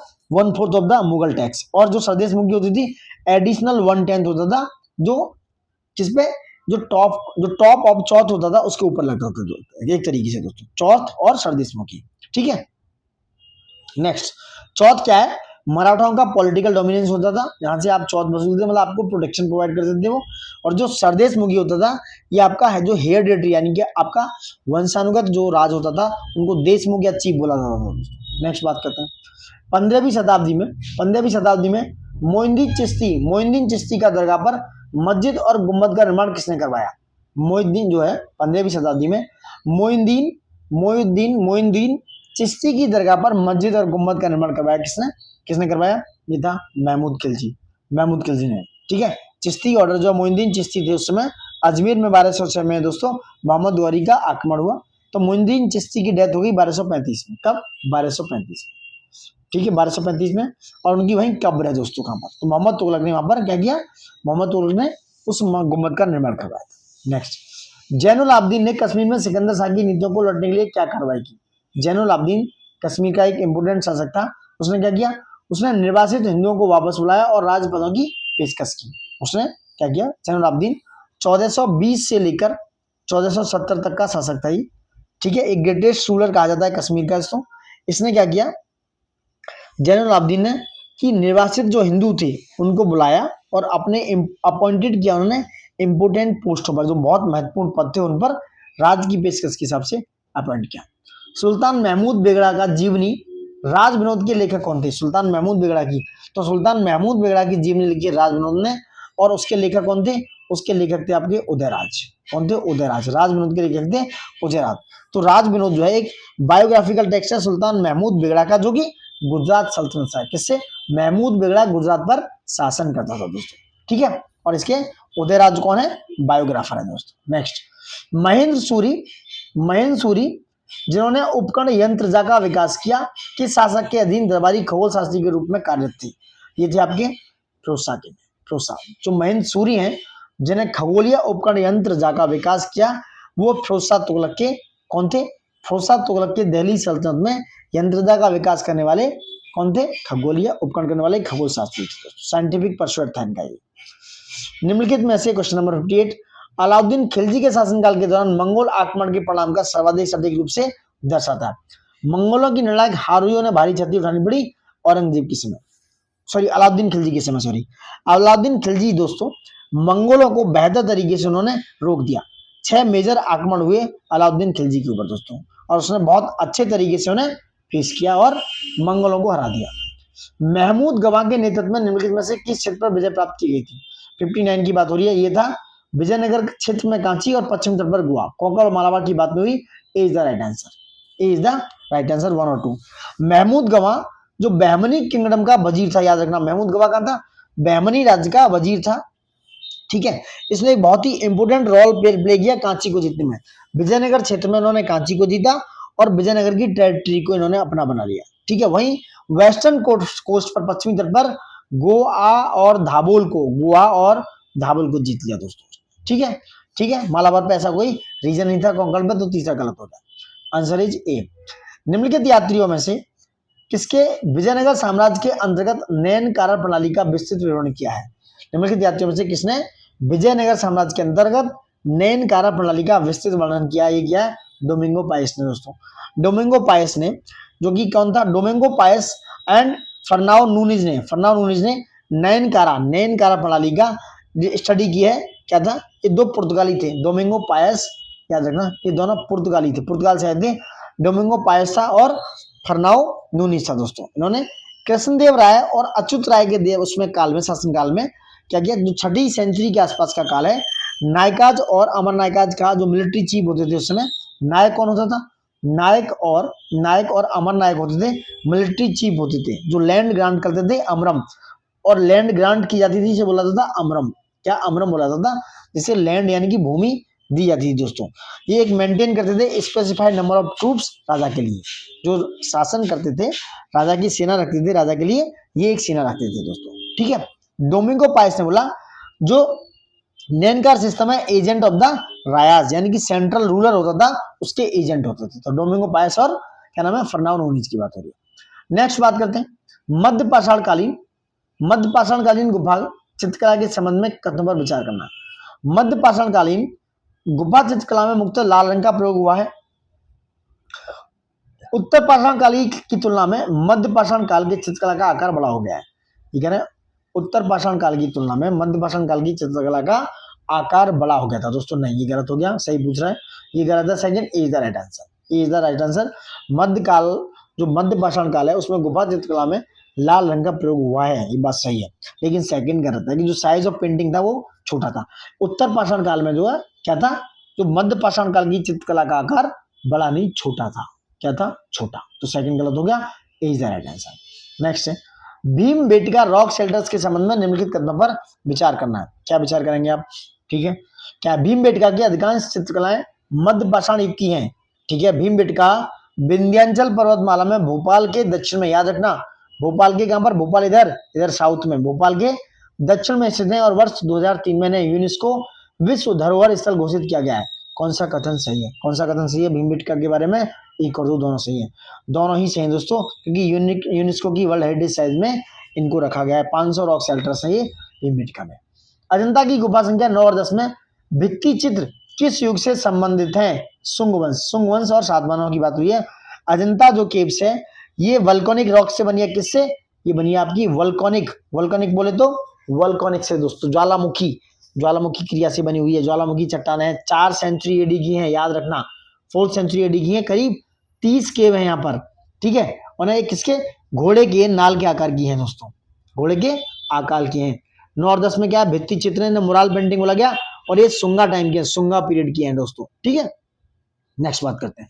अच्छा, इनमें कुछ कॉमन है, जातक कथाएं हैं, बुद्धा से रिलेटेड हैं, और decorative patterns of flora and fauna, मैंने पहले भी बात की अजंता की गुफा में, अपने पीवाईक्यू में बताया। निम्नलिखित में से क्वेश्चन नंबर 64, निम्नलिखित में से कौन सा युग मुगल सम्राट चित्रकला के योगदान से सुमेलित नहीं है, कौन सा नहीं है, यह शाहजहां जो है दोस्तों अमूर्त चित्रकला और इस्लामी वाला, ये कैलीग्राफी वाला सही नहीं है। बाबर जो है मुगल वंश वृक्ष चित्रण के लिए बेजहाद को संरक्षण दिया। हुमायूं ने फारसी प्रभाव को शुरुआत की और सचित्र एल्बम का प्रोत्साहन किया, ठीक है। जहांगीर ने प्राकृतिक विषयों पे, हाँ नेचुरल विषयों के साथ चित्रकला के चरमोत्कर्ष पर पहुंचाया दोस्तों। और वहीं शाहजहां का एक काल गलत है कि शाहजहां ने रियलिस्टिक पोर्ट्रेचर की बात की थी, use of gold and silver और ब्राइट कलर्स की बात की थी, ठीक है। तो ये गलत हो गया। नेक्स्ट, वास्तुकला संबंधी शब्द और विवरण, वास्तुकला से संबंधित शब्द हैं और विवरण की बात हुई है। कलश क्या होता था दोस्तों, कलश क्या है, कलश एक तरीके से शिखर के ऊपर चौड़े मुंह वाला सजावटी घड़ा, ठीक है। छात्र नहीं, छत्र होगा। छत्र क्या है, छत्र स्तूप के छत्र, ही छात्र नहीं छत्र, इस स्तूप के शीर्ष पर छत्राकार संरचना होती थी। चैत्य क्या होते थे, एकत्र होकर पूजा करने का स्थान जो बुद्ध करते थे। अंड क्या होते थे, अर्धवृत्ताकार गुंबद, जिन्हें अंड बुलाता था। Answer 2, 1, 3, 4 is the right answer, समझ रहे हैं आप। नेक्स्ट बात करते हैं, मोढेरा के सूर्य मंदिर किसके द्वारा बनवाए गए थे। भाई मोढेरा के सूर्य मंदिर राजा भीमदेव प्रथम के द्वारा, D is the right answer. Sun temple of Modhera कहां पर है, ये गुजरात में है। कब, अर्ली 11th सेंचुरी, यानी कि प्रारंभिक 11वीं सेंचुरी की है। राजा भीमदेव जो सोलंकी डायनेस्टी था, किससे, सोलंकी वंश से था। 1026 एडी के आसपास इनका सोलंकी वंश का क्या किया, इनका स्थापना की, मोढेरा संघ का स्थापना की, मोढेरा टेम्पल का जो सन टेम्पल है मोढेरा का, इसको बनवाया दोस्तों किसने, राजा भीमदेव फर्स्ट ने, जो सोलंकी डायनेस्टी से रिलेटेड था, ठीक है। नेक्स्ट बात करते हैं, तंजावुर के बृहदीश्वर मंदिर के संदर्भ में निम्नलिखित में से कौन सा कथन सही है, कौन सा कथन सही है, यह आपका, इसे राजा चोल द्वारा बनवाया गया। तंजावुर का बृहदीश्वर मंदिर किसने बनवाया, राज चोल ने, और यह अपने ऊंचे विमान था एकाश्म शिखर के लिए प्रसिद्ध है दोस्तों। 67 का सी इज द राइट आंसर, क्या है, सी। 1009 की बात हो रही है, 1009, ठीक है, ये बात हुई 1009 की। नेक्स्ट बात करते हैं। नेक्स्ट, निम्नलिखित कथनों पर विचार कीजिए। अशोक स्तंभ तथा एक मैनियन स्तंभ दोनों एकास्मेनी एक पत्थर से बने हुए हैं और इनकी संरचनाएं तथा विभिन्न अलंकरणों के से सुसज्जित हैं। नेक्स्ट है, मौर्यकालीन स्तंभों की सतह सामान्यतः चिकनी होती थी, जबकि फारसी स्तंभों की सतह पर धारियां, फ्लूट्स या रेखाएं उकेरी जाती थी दोस्तों। सेकंड गलत है, फर्स्ट सही है 68 का। ठीक है, नहीं सॉरी, पहला गलत हो गया दोस्तों, पहला गलत है, सेकंड सही है। पहला वाला गलत हो गया, सेकंड सही हो गया। पहला गलत है, सेकंड सही, आंसर इज बी। ठीक है, अशोक के जो पिलर हैं वो मोनोलिथिक स्ट्रक्चर के तो हैं, बट क्राफ्ट जो है एक सिंगल ब्लॉक स्टोन का होता था, जो चुनार सैंड स्टोन से बना होता था दोस्तों, चुनार से बना होता था। बट जो अकेमेनियन पर्शियन पिलर होते थे वो मोनोलिथिक, यानी मोनोलिथिक का मतलब होता है सिंगल पत्थर, एक मैनियन पत्थर से नहीं बने हुए हैं, इसलिए पहला क्या गलत हो गया, सेकंड सही हो गया। ठीक है, नेक्स्ट बात करते हैं, सिंधु घाटी सभ्यता के संदर्भ में विचार करना है। सिंधु घाटी में मानव आकृतियों का टेराकोटा जैसे मृत्तिका या मूर्तियां कांस्य की, पत्थर की मूर्तियां की तुलना में अधिक यथार्थवादी था, परिष्कृत थी। ठीक है, यद्यपि सिंधु घाटी सभ्यता में टेराकोटा का व्यापक रूप से उपयोग किया गया है, परंतु इससे बनी हुई मोहरों का कोई प्रमाण नहीं मिला है। तो वो प्रमाण तो मिले हैं, सेकंड गलत हो गया। पहला क्या है, पहला वाला क्या है, पहला दोस्तों सिंधु घाटी में मानव आकृतियों का टेराकोटा, मानव आकृतियां दोस्तों ब्रोंज से बनी होती है, तो पहला भी गलत है, यानी सेकंड और दोनों गलत है, ना तो एक और ना ही दो। क्योंकि जो टेराकोटा से बनी हुई है वो क्या है, ब्रोंज से बनी हुई थी डांसिंग गर्ल, और जो टेराकोटा से बनी हुई थी वो mother goddesses and other human things थी। ठीक है, तो ये गलत हो गया। नेक्स्ट बात करते हैं, डांसिंग गर्ल की प्रसिद्ध तांबे की मूर्ति किस सिंधु घाटी स्थल में खोजी गई थी दोस्तों, किस में खोजी गई थी, ये मोहनजोदड़ो में, मोहनजोदड़ो में खोदी गई थी। फेमस कॉपर की जो डांसिंग गर्ल है, इंडस वैली सिविलाइजेशन में करीब 2500 बीसी के आसपास इसको फ्लोरिश किया गया था दोस्तों। और किसने, 1926 में इसको आर्कियोलॉजिस्ट से क्या नाम था, अर्नेस्ट मैके ने। निम्नलिखित में से किस शहर ने राष्ट्रीय हिंदी विज्ञान सम्मेलन 2024 की मेजबानी की दोस्तों, कौन सा शहर है जिसने मेजबानी की, कौन सा शहर है, ये आपका भोपाल। बहुत इंपोर्टेंट क्वेश्चन है, भोपाल में हुई है दोस्तों, भोपाल में राष्ट्रीय हिंदी विज्ञान सम्मेलन भोपाल में हुआ 2024। ठीक है, और ये चौथा एडिशन था, कौन सा, फोर्थ एडिशन था किसका, नेशनल कॉन्फ्रेंस का, जिसने प्रमोट किया scientific exchange in the Hindi language. और ये किसके द्वारा ऑर्गेनाइज हुआ है, ये CSIR and advance material and processing research institute जो भोपाल में है, CSIR यानी council scientific and industrial research and advance material and process research institute के द्वारा, इसे बोलते हैं CSIR, ठीक है, प्लस AMPRI, ठीक है, उसके द्वारा दोस्तों। ठीक है, नेक्स्ट, निम्नलिखित कथनों पर विचार करना। नागालैंड आपदा प्रबंधन बीमा योजना को लागू करने वाला भारत का पहला राज्य है, कौन, नागालैंड। सही है, नागालैंड आपदा प्रबंधन बीमा योजना को लागू करने वाला पहला राज्य है। नागालैंड की राज्य सरकार बीमा योजना को लागू करने के लिए SBI जनरल इंश्योरेंस के साथ एक MOU पर हस्ताक्षर कर चुकी है दोस्तों। कौन सा सही है, दोनों। लेकिन नागालैंड की सरकार पहला बीमा योजना लागू किया है और उसने SBI जनरल इंश्योरेंस के साथ क्या किया है, 3 साल के लिए दोस्तों 2024 से 2027 तक के लिए इन्होंने साइन किया हुआ है। ठीक है, disaster risk transfer parametric insurance solution. Next, पहला बिमस्टेक बिजनेस समिट 2024 कहाँ आयोजित हुआ, ये हुआ नई दिल्ली में। बिमस्टेक का जो समिट है, बिजनेस समिट, वो नई दिल्ली में आयोजित हुआ दोस्तों। और किसने ऑर्गेनाइज किया, मिनिस्ट्री ऑफ एक्सटर्नल अफेयर यानी कि विदेश मंत्रालय, और उसके साथ कोलैब किया CII, confederation of Indian industry के द्वारा। नेक्स्ट, पेरिस ओलंपिक 2024 की बात करने वाले हैं। भारत के प्रदर्शन के संबंध में क्या है, मनु भाकर एक ही ओलंपिक खेलों में 2 पदक जीतने वाली स्वतंत्र भारत की पहली एथलीट बनी। ठीक है, भारत ने पेरिस ओलंपिक 2024 में निशानेबाजी में 4 पदक जीते, जो किसी भी ओलंपिक खेलों में खेल की उसकी सर्वोच्च संख्या है दोस्तों। ये गलत है, पहला सही है, पहला सही है कि मनु भाकर ने पेरिस ओलंपिक 2024 में दोस्तों कितने पदक जीते, 2 पदक जीते, 2 पदक जीते दोस्तों। क्या है, पहला सही है, दूसरा गलत हो गया। ठीक है, दूसरा गलत हो गया, पहला करेक्ट है। नेक्स्ट बात करते हैं। अच्छा, पहला गलत क्यों, क्योंकि इंडिया ने क्लिंच किए अब तक 3 मेडल शूटिंग में, 4 नहीं, निशानेबाजी में 3 मेडल लिए हैं, मामला गलत हो गया है, 3 मेडल। ठीक है, कौन कौन से थे, स्वप्निल कुसाले जो महाराष्ट्र से हैं, जिन्होंने पहला मेडल लिया 50 मीटर राइफल में। ठीक है, ये गलत हो गया दोस्तों। तो कौन है, तीसरे कौन थे, जो हाईएस्ट एवर टैली में थे वो थे स्वप्निल कुसाले। नेक्स्ट बात करने वाले हैं, हाल ही में किस देश के संवैधानिक न्यायालय ने नैतिक उल्लंघन के लिए अपने प्रधानमंत्री को बर्खास्त कर दिया है। नैतिक उल्लंघन के लिए अपने प्रधानमंत्री को बर्खास्त कर दिया है थाईलैंड। इससे इंपोर्टेंट न्यूज है, दिस इज वेरी इंपोर्टेंट। यानी कि कौन सा संवैधानिक न्यायालय है जिसने नैतिक उल्लंघन के लिए अपने प्रधानमंत्री को बर्खास्त किया है? ठीक है, prime minister for the ethical violation has been dismissed by the constitutional court of that country. कौन सा है? थाईलैंड दोस्तों। थाईलैंड के जो प्रधानमंत्री हैं जिनका नाम है श्रेथा थापसिन, उन्हें अपने ऑफिस से एथिकल मिसकंडक्ट के लिए क्या कर दिया गया? डिसमिस कर दिया गया। Got it? नेक्स्ट, किस संस्था ने लगातार छठे वर्ष राष्ट्रीय संस्थागत रैंकिंग फ्रेमवर्क NIRF रैंकिंग 2024 को समग्र श्रेणी में शीर्ष स्थान प्राप्त किया है? कौन सी है? IIT मद्रास। बहुत इंपोर्टेंट है। IIT मद्रास को NIRF जैसे यूनिवर्सिटी किसके द्वारा रिलीज किया जाता है? याद रखना, national institute ranking framework NIRF 2024 को रिलीज करती है मिनिस्ट्री ऑफ एजुकेशन। ठीक है, कौन सा? शिक्षा मंत्रालय के द्वारा जारी किया जाता है। और इसमें देखा जाए ओवरऑल कैटेगरी में तो IIT मद्रास ने समग्र श्रेणी में क्या किया?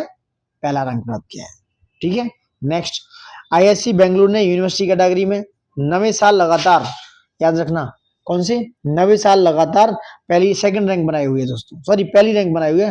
Top position the research institute for the 4th straight year. IIM Ahmedabad ने मैनेजमेंट कैटेगरी में 5वां कंसेक्यूटिव ईयर है।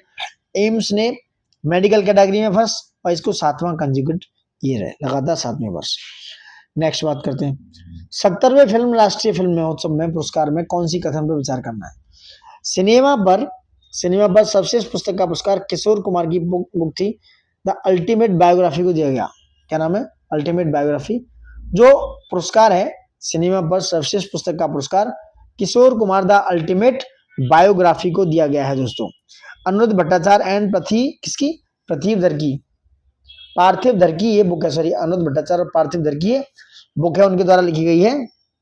दूसरा, सर्वश्रेष्ठ गैर फीचर फिल्म का पुरस्कार आटम नहीं, सर्वश्रेष्ठ जो बेस्ट नॉन फीचर फिल्म है, गैर फीचर फिल्म है, नॉन फीचर फिल्म है, वो है आईना को दिया गया है। ठीक है, आईना हिंदी और उर्दू की फिल्म है। नेक्स्ट, सबसे फीचर फिल्म का पुरस्कार आईना नहीं, ये दोनों उल्टे हैं, याद रखना, आईना द मिरर को दिया गया है। और जो सबसे फीचर फिल्म है वो है आटम। ठीक है, तो आंसर इज ए, याद रखना। नेक्स्ट बात करते हैं। नेक्स्ट देखो, एक्टर कौन है? मैं 79 की बात करूं, एक्टर सुन लो अभी। 70वीं राष्ट्रीय फिल्म में बेस्ट डायरेक्शन दिया ऊंचाई के लिए हिंदी में डॉक्टर सूरज आर बड़जात्या को। ठीक है, बेस्ट एक्टर है लीडिंग रोल में ऋषभ शेट्टी कांतारा के लिए। और बेस्ट एक्ट्रेस है हीरोइन लीडिंग रोल में जॉइंट अवार्ड है नित्या मेनन और ठीक है, तिरुचिरात्रम्बलम जो भी है नाम है, तमिल में है। और मानसी पारेख के लिए, किसके लिए? कच्छ एक्सप्रेस के लिए। और नित्या मेनन को तिरुचित्राम्बलम के लिए, ये उनकी पिक्चर है, मूवी है तमिल में। और मानसी पारेख को कच्छ एक्सप्रेस के लिए। नेक्स्ट है, मुख्यमंत्री बाल पौष्टिक आहार योजना के संबंध में क्या है? यह योजना हिमाचल प्रदेश सरकार द्वारा सरकारी स्कूल में मौजूद मध्याह्न भोजन योजना के बदलने के लिए शुरू की गई है। नेक्स्ट, इस योजना के तहत बच्चों को उनकी पसंद के आधार पर सप्ताह में एक बार उबले अंडे या फल दिए जाएंगे। कौन सा कथन सही है? ठीक है, कौन सा कथन सही है? उबले अंडे या फल दिए जाएंगे, कौन सा कथन सही है दोस्तों? B is the right answer, पहला गलत है, सेकंड सही है दोस्तों, second is the right answer. Himachal Pradesh government ने मुख्यमंत्री बाल पौष्टिक आहार योजना को क्या किया? न्यूट्रिशनल इंटेक लेने के लिए, उसको न्यूट्रिशन पौष्टिक आहार के लिए गवर्नमेंट स्कूल में लागू किया दोस्तों। ठीक है, ये जो मिड डे मील स्कीम है उसका कोई रिप्लेस स्कीम नहीं है, बट ये अलग से लागू किया, यानी कि it's not a replacing scheme, तो ये गलत हो गया। सेकंड वाला सही है, B is the right answer. Paris Paralympic 2024, ये पैरालंपिक की बात हो रही है, वो ओलंपिक था। भारतीय दल के सेफ्टी मिशन के रूप में किसे नियुक्त किया गया है? ये थे आपके सत्यप्रकाश सांगवान को। ठीक है, सत्यप्रकाश सांगवान जी को पेरिस पैरालंपिक 2024 के लिए सेफ्टी मिशन के रूप में चुना गया है। वाइस प्रेसिडेंट जो है Satyaprakash Sangwan, safety mission. India के फ्लैग बियर कौन थे? इसमें फ्लैग बियरर ये थी भाग्यश्री जादव और कौन थे? सुमित अंतल और भाग्यश्री जादव। नेक्स्ट बात करते हैं, एयरपोर्ट काउंसिल इंटरनेशनल के एयरपोर्ट कार्बन प्रत्यायन कार्यक्रम के दौरान शुद्ध शून्य कार्बन उत्सर्जन का दर्जा हासिल करने वाला कौन सा एशिया का पहला हवाई अड्डा बन गया? कौन सा एशिया का पहला हवाई अड्डा बन गया? इंदिरा गांधी अंतरराष्ट्रीय हवाई अड्डा, जिसे शुद्ध शून्य कार्बन उत्सर्जन का दर्जा मिला है दोस्तों। ठीक है, दर्जा मिला है। नेक्स्ट, हाल ही में किस देश ने अपनी पहली महिला मुख्य न्यायाधीश नियुक्त की है? कौन सा है ये? दक्षिण अफ्रीका। बहुत इंपोर्टेंट न्यूज है। साउथ अफ्रीका ने पहली महिला चीफ जस्टिस चुना गया, इसने मांडिसा माया, क्या नाम है इनका? मांडिसा माया को, मांडिसा माया पहली महिला है जिन्हें साउथ अफ्रीका की पहली महिला चीफ जस्टिस चुना गया दोस्तों। ठीक है, और किसको सक्सीड किया? रेमंड जोंडो को। नेक्स्ट बात करते हैं, राष्ट्रीय विज्ञान पुरस्कार 2024 के संबंध में निम्नलिखित कथनों पर विचार करना है। क्या है? पहली बार वर्ष 2024 में से शांति स्वरूप भटनागर पुरस्कार सहित मौजूदा विज्ञान पुरस्कारों को प्रतिस्थापित करने के लिए पेश किया गया था। ठीक है, जी पद्मनाभन को जीव विज्ञान, विशेष रूप से मलेरिया में उनके अनुसंधान, उनके जीवन आजीवन योगदान के लिए आरवीपी के तहत विज्ञान रत्न पुरस्कार प्रदान किया गया है। कौन सा कथन सही है? दोनों, बोथ आर सही। राष्ट्रीय विज्ञान पुरस्कार में दोनों ही सही हैं दोस्तों। नेक्स्ट बात करने वाले हैं। नेक्स्ट क्या है? नेक्स्ट, दिवस और उनसे दिनांक। विश्व जैव ईंधन दिवस, ये दोस्तों 10 अगस्त को मनाता है। ए पे 4 है, वो एलिमिनेट कर दो सारे। विश्व जैव ईंधन दिवस 10 अगस्त को मनाया जाता है। इसे वर्ल्ड बायोफ्यूल डे भी बोलते हैं। वर्ल्ड ऑर्गन डोनेशन डे, विश्व अंग दान दिवस मनाया जाता है 13 अगस्त को। 4 और 1 यानी कि A right answer, A is the right answer. ठीक है, विश्व अंगदान दिवस 13 अगस्त को। वर्ल्ड ह्यूमैनिटेरियन डे, विश्व मानवता दिवस मनाया जाता है 19 अगस्त। और राष्ट्रीय अंतरिक्ष दिवस मनाया जाता है कब? 23 अगस्त को। राष्ट्रीय अंतरिक्ष दिवस 23 अगस्त को दोस्तों। नेशनल स्पेस डे 23 अगस्त को मनाया जाता है कब? जब चंद्रयान 3 की सॉफ्ट लैंडिंग हुई मून पे हुई 2023 में, तब दोस्तों। नेक्स्ट बात करते हैं, हाल ही में प्रमोचित भारत के पहले पुनः प्रयोज्य हाइब्रिड रॉकेट का नाम क्या है? क्या नाम है इसका? रूमी फर्स्ट। रूमी फर्स्ट क्या है? ये तिरुवनंतपुरम, क्या है? तिरुवनंतपुरम, कहां से? ये पहला रीयूजेबल हाइब्रिड रॉकेट है रूमी फर्स्ट, जिसे Tamil Nadu based startup space zone India के द्वारा तिरुवंतनांदी से छोड़ा गया, चेन्नई से दोस्तों। थ्रू विदांदाई कुछ नाम ऐसा ही है, वहां से छोड़ा गया, जो तमिलनाडु से। Rocket was developed by space zone India, जो स्टार्टअप है तमिलनाडु का।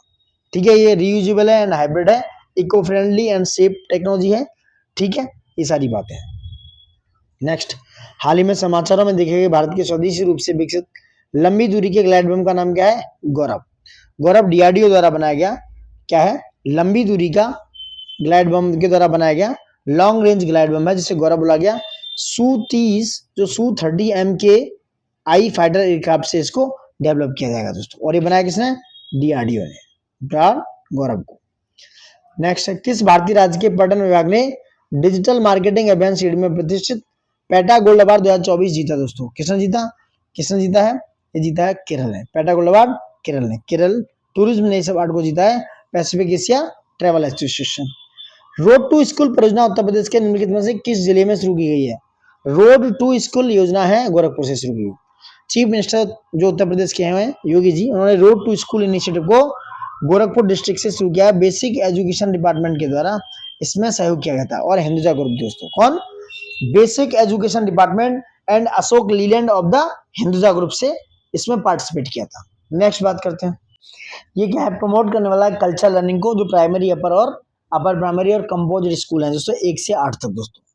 एकेडमिक परफॉर्मेंस दिखाएगा, तो इस तरह की बातें होगी इसमें। Next, Uttar Pradesh digital media नीति के संबंध में आपको विचार करना है। क्या है? नीति के अंतर्गत सरकार को उन प्रायोजित कंटेंट के विरुद्ध कानूनी कार्रवाई करने का अधिकार है जो राष्ट्र विरोधी हैं, समाज विरोधी हैं या अपमानजनक हो। सही है। इस नीति के अंतर्गत जो इन्फ्लुएंसर को 4 श्रेणियों में वर्गीकृत किया गया है, जिसमें उनके प्लेटफॉर्म पर सब्सक्राइबर्स और फॉलोअर्स की संख्या के आधार पर भुगतान की सीमाएं निर्धारित की गई हैं। कौन सा सही है? दोनों सही है। दोनों ही उत्तर प्रदेश डिजिटल मीडिया के बारे में सही है दोस्तों, दोनों ही सही है। नेक्स्ट, भारत का पहला आर्टिफिशियल इंटेलिजेंस आंगनबाड़ी केंद्र किस शहर में स्थापित किया गया है? कौन सा है ये? गाजियाबाद में स्थापित किया गया। नेक्स्ट है, देश का पहला भक्ति वेदांत सांस्कृतिक केंद्र, दोस्तों ये मिटा देता हूँ सब। देश का पहला भक्ति वेदांत सांस्कृतिक केंद्र निम्नलिखित में से किस जिले में स्थापित किया जा रहा है दोस्तों? किसमें किया जा रहा है? प्रयागराज में। कहां पर? प्रयागराज में। नेक्स्ट है, स्वच्छ वायु सर्वेक्षण पुरस्कार 2024 के संबंध में। नेक्स्ट क्या है? स्वच्छ वायु सर्वेक्षण के संबंध में क्या है? अरे ऊपर मत जा भाई, एक मिनट। स्वच्छ वायु सर्वेक्षण पर्यावरण वन, स्वच्छ वायु सर्वेक्षण को पर्यावरण वन और जलवायु परिवर्तन मंत्रालय की एक पहल है जो शहरों को उनकी वायु गुणवत्ता के आधार पर रैंक करता है। श्रेणी एक शहरों में जनसंख्या 10 लाख से अधिक होनी चाहिए, जैसे सूरत, जबलपुर, आगरा को शीर्ष प्रदर्शनकारियों में स्थान दिया गया। कौन सा सही है, कौन सा सही है? ये आपका दोनों सही है, both are right. Next, next क्या है? नेक्स्ट है आपका, नेक्स्ट आपका क्या है? अच्छा, कैटेगरी 2 बता दूं इसमें, ये तो कैटेगरी 1 में हो गई सूरत, जबलपुर, आगरा। जो 3 लाख से 10 लाख में है वो पॉपुलर कैटेगरी में वो है फिरोजाबाद, अमरावती, ठीक है, और झांसी। कैटेगरी 3 में है जो 3 लाख से कम है, रायबरेली, नलगोंडा और नालागढ़। What it? गिद्ध गणना 2024 की बात हो रही है, जो गिद्धों की संख्या की निगरानी के लिए एक नागरिक विज्ञान पहल है, इसका नाम है WWF इंडिया ने निम्नलिखित में से किस मंच के सहयोग से शुरू किया है दोस्तों? ये आपका ई बर्ड और बर्ड काउंट के द्वारा, bird count India and E bird के द्वारा वल्चर काउंट 2024 को लॉन्च किया है। नेक्स्ट है Nexus, a brief history of information networks from the stone age to AI पुस्तक के लेखक कौन है? कौन है दोस्तों? इसके लेखक हैं युवल नोआ हरारी। युवल नोआ हरारी हैं इस बुक के लेखक। नेक्स्ट, कौन सा युग्म सही सुमेलित नहीं है? अंतरराष्ट्रीय दिवस और थीम दोस्तों, बहुत इंपोर्टेंट क्वेश्चन है, कौन सा नहीं है? वर्ल्ड मैरीटाइम यानी कि विश्व समुद्री दिवस 2024 की बात हो रही है, जिसकी थीम क्या है? जिसकी थीम है navigation the future safety first, यानी कि भविष्य की दिशा और सुरक्षा पहल, सेफ्टी फर्स्ट। तो विश्व समुद्री दिवस की पहल है भविष्य की दिशा और सुरक्षा पहल। विश्व पर्यटन दिवस का है पर्यटन और शांति। अंतरराष्ट्रीय शांति दिवस का बिल्डिंग, ठीक है, समझ गया आप। और अंतरराष्ट्रीय सांकेतिक भाषा दिवस होता है sign up for sign language दिवस, नहीं, ये थीम है दोस्तों। तो कौन सी थी, सॉरी कौन सी सम्मिलित नहीं है, एक मिनट, ठीक है, ये मिसमैच हो गया, सॉरी फॉर दैट। देखो, अंतरराष्ट्रीय सांकेतिक भाषा दिवस की थीम थी sign up for sign language. शांति दिवस की थीम ये नहीं थी। अंतरराष्ट्रीय शांति दिवस की थीम थी cultivating a culture of peace, मतलब आपको एक सांस्कृतिक विचारधारा बनानी है शांति के लिए, ये फीस थी। क्या थी? अंतरराष्ट्रीय शांति दिवस की cultivating a culture of peace, culture of peace.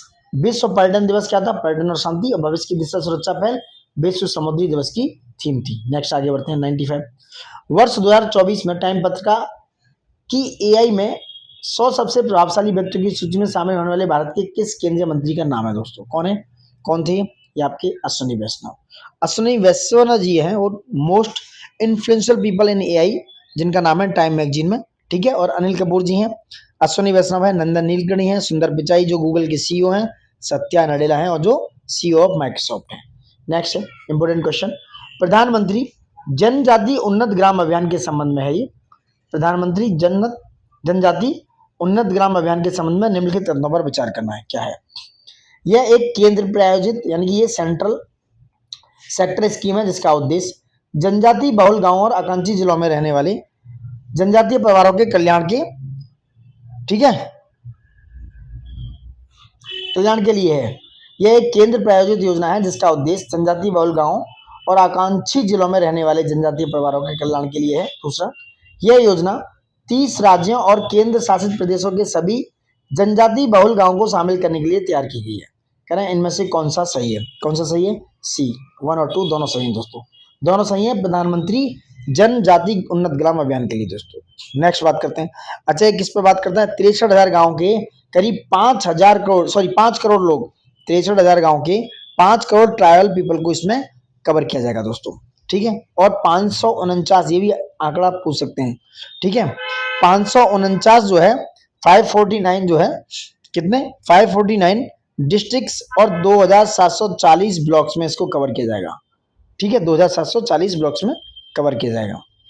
Next बात करते हैं, कैंसर मूनशॉट पहल के संबंध में निम्नलिखित कदमों पर विचार करना है। कैंसर मूनशॉट पहल के संदर्भ में क्या है? कैंसर मूनशॉट पहल के यूनिसेफ द्वारा इंडो पैसिफिक क्षेत्र में कैंसर देखभाल को बेहतर बनाने के लिए शुरू किया गया। दूसरा है, इस पहल का उद्देश्य स्वास्थ्य अवसंरचना को मजबूत करके और अनुसंधान सहयोग को बढ़ावा देकर कैंसर देखभाल तंत्र को सुदृढ़ करना है। कौन सा सही है? B is the right answer, B is the right answer, केवल second is the right answer है दोस्तों। क्योंकि जो यूनाइटेड स्टेट्स, ऑस्ट्रेलिया, इंडिया और जापान ने लॉन्च किया है ये इंडो पैसिफिक रीजन के लिए, किसके लिए? इंडो पैसिफिक के लिए। ये यूनिसेफ ने नहीं किया, ये गलत हो गया, यूनिसेफ ने नहीं किया, ये किया है यूएसए, ऑस्ट्रेलिया, इंडिया, जापान, जिसको बोल सकते हो आप क्वाड। क्वाड मेंबर्स ने इसको लॉन्च किया है इंडो पैसिफिक क्षेत्र में, किसके लिए? कैंसर देखभाल के लिए। तो पहला गलत हो गया, दूसरा सही है। नेक्स्ट, निम्नलिखित कथनों पर विचार कीजिए। यूएस ओपन 2024 का मामला है। टेनिस टूर्नामेंट को किसने जीता दोस्तों? किसने जीता दोस्तों? ठीक है, सारा एरानी और आंद्रे बावासोरी, क्या नाम है? सारा एरानी और Andrea Vavassori mixed double grand slam खिताब जीतने वाले पहली ऑल इटालियन जोड़ी हैं। सही है। इगा स्विटेक ने यूएस ओपन 2024 का महिला सिंगल खिताब जीता है। कौन सा सही है दोस्तों? देखो, इगा स्विटेक, आर्यन, क्या नाम है? आर्यन सम्मालका ने, आर्यन सबालेंका ने 2024 का यूएस ओपन जीता है। आर्यन सबालेंका ने। तो पहला सही है, दूसरा गलत हो गया। आंसर इज ए। ठीक है। नेक्स्ट, निम्नलिखित कथनों पर विचार कीजिए कि 45वें शतरंज ओलंपियाड 2024 से संबंधित क्या है?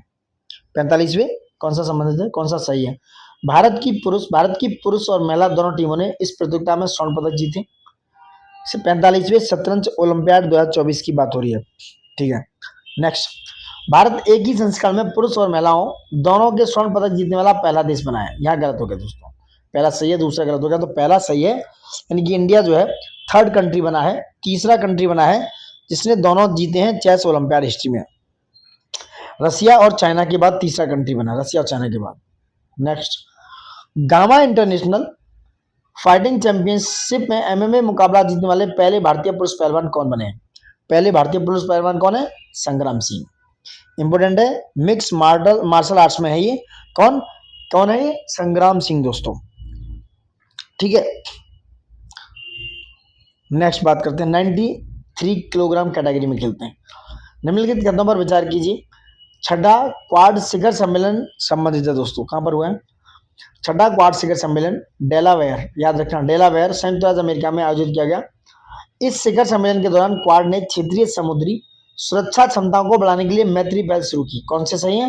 दोनों। सी इज द राइट आंसर, 1 और 2 is the right answer regarding this दोस्तों। नेक्स्ट बात, नेक्स्ट क्या है? 102 सेमिकॉन इंडिया 2024 किस स्थान पर प्रायोजित किया गया था दोस्तों?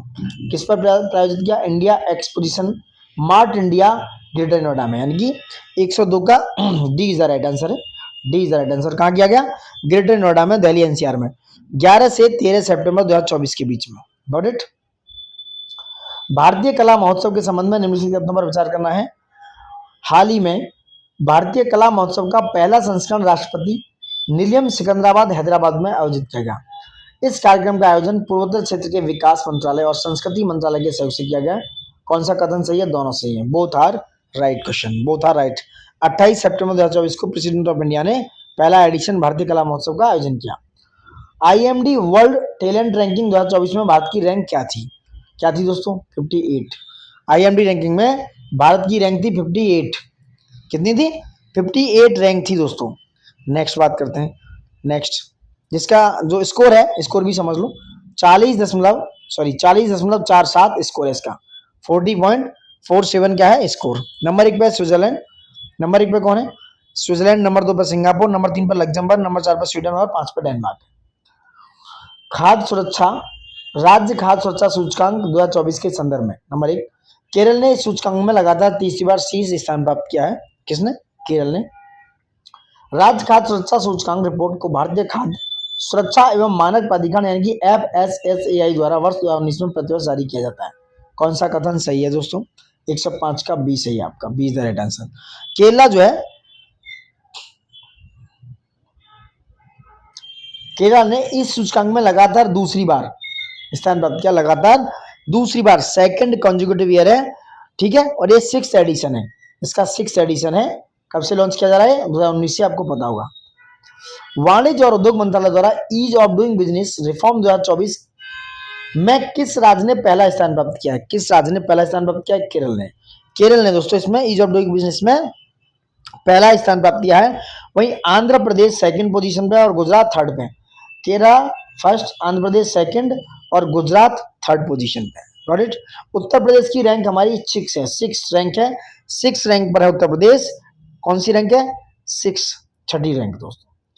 भारतीय रेलवे की पहली नमो, मैं कलर चेंज कर दूं, नमो भारत रैपिड रेल सेवा निम्नलिखित में से किन शहरों के बीच संचालित की जाएगी? किसके? अहमदाबाद और भुज के बीच में। इंडियन रेलवे का फर्स्ट वंदे मातरम जो है कहां पर, वंदे मेट्रो ट्रेन नमो भारत रैपिड ट्रेन जो है अहमदाबाद और गुजरात के बीच में। नेक्स्ट, भारत के सर्वोच्च न्यायालय के नए ध्वज के संबंध में निम्नलिखित पर विचार करना। सर्वोच्च न्यायालय यानी कि सुप्रीम कोर्ट, नए ध्वज में अशोक चक्र, भारतीय संसद भवन और संविधान की प्रस्तावना दर्शाई गई है। नए ध्वज का अनावरण भारत के मुख्य न्यायाधीश द्वारा संविधान दिवस के उपलक्ष्य में सर्वोच्च न्यायालय परिसर में किया गया। कौन सा सही है? डी, ना तो एक ना दो सही है दोस्तों। 108 पे जाओ। 1 सितंबर 2024 को द्रौपदी मुर्मू जो प्रेसिडेंट साहब हैं, उन्होंने न्यू फ्लैग लॉन्च किया सुप्रीम कोर्ट का, जिसमें दो क्या है, it's a 2-day national conference at the district judiciary held the Bharat Mandapam new Delhi in commemorate the 75th anniversary, 75वीं anniversary of the supreme court के एस्टेब्लिशमेंट के उपलक्ष्य में। तो पहला गलत, दो सेकंड गलत हो गया। पहला क्या है, द न्यू फ्लैग में, नए फ्लैग में क्या है, ये ब्लू कलर का है, ब्लू कलर का है, समझ रहे, अशोक चक्र है, सुप्रीम कोर्ट की बिल्डिंग है, भारतीय संसद भवन नहीं है, सुप्रीम कोर्ट की बिल्डिंग है, और इंडिया का कॉन्स्टिट्यूशन है, इंडिया का कॉन्स्टिट्यूशन, ठीक है, संसद भवन नहीं है।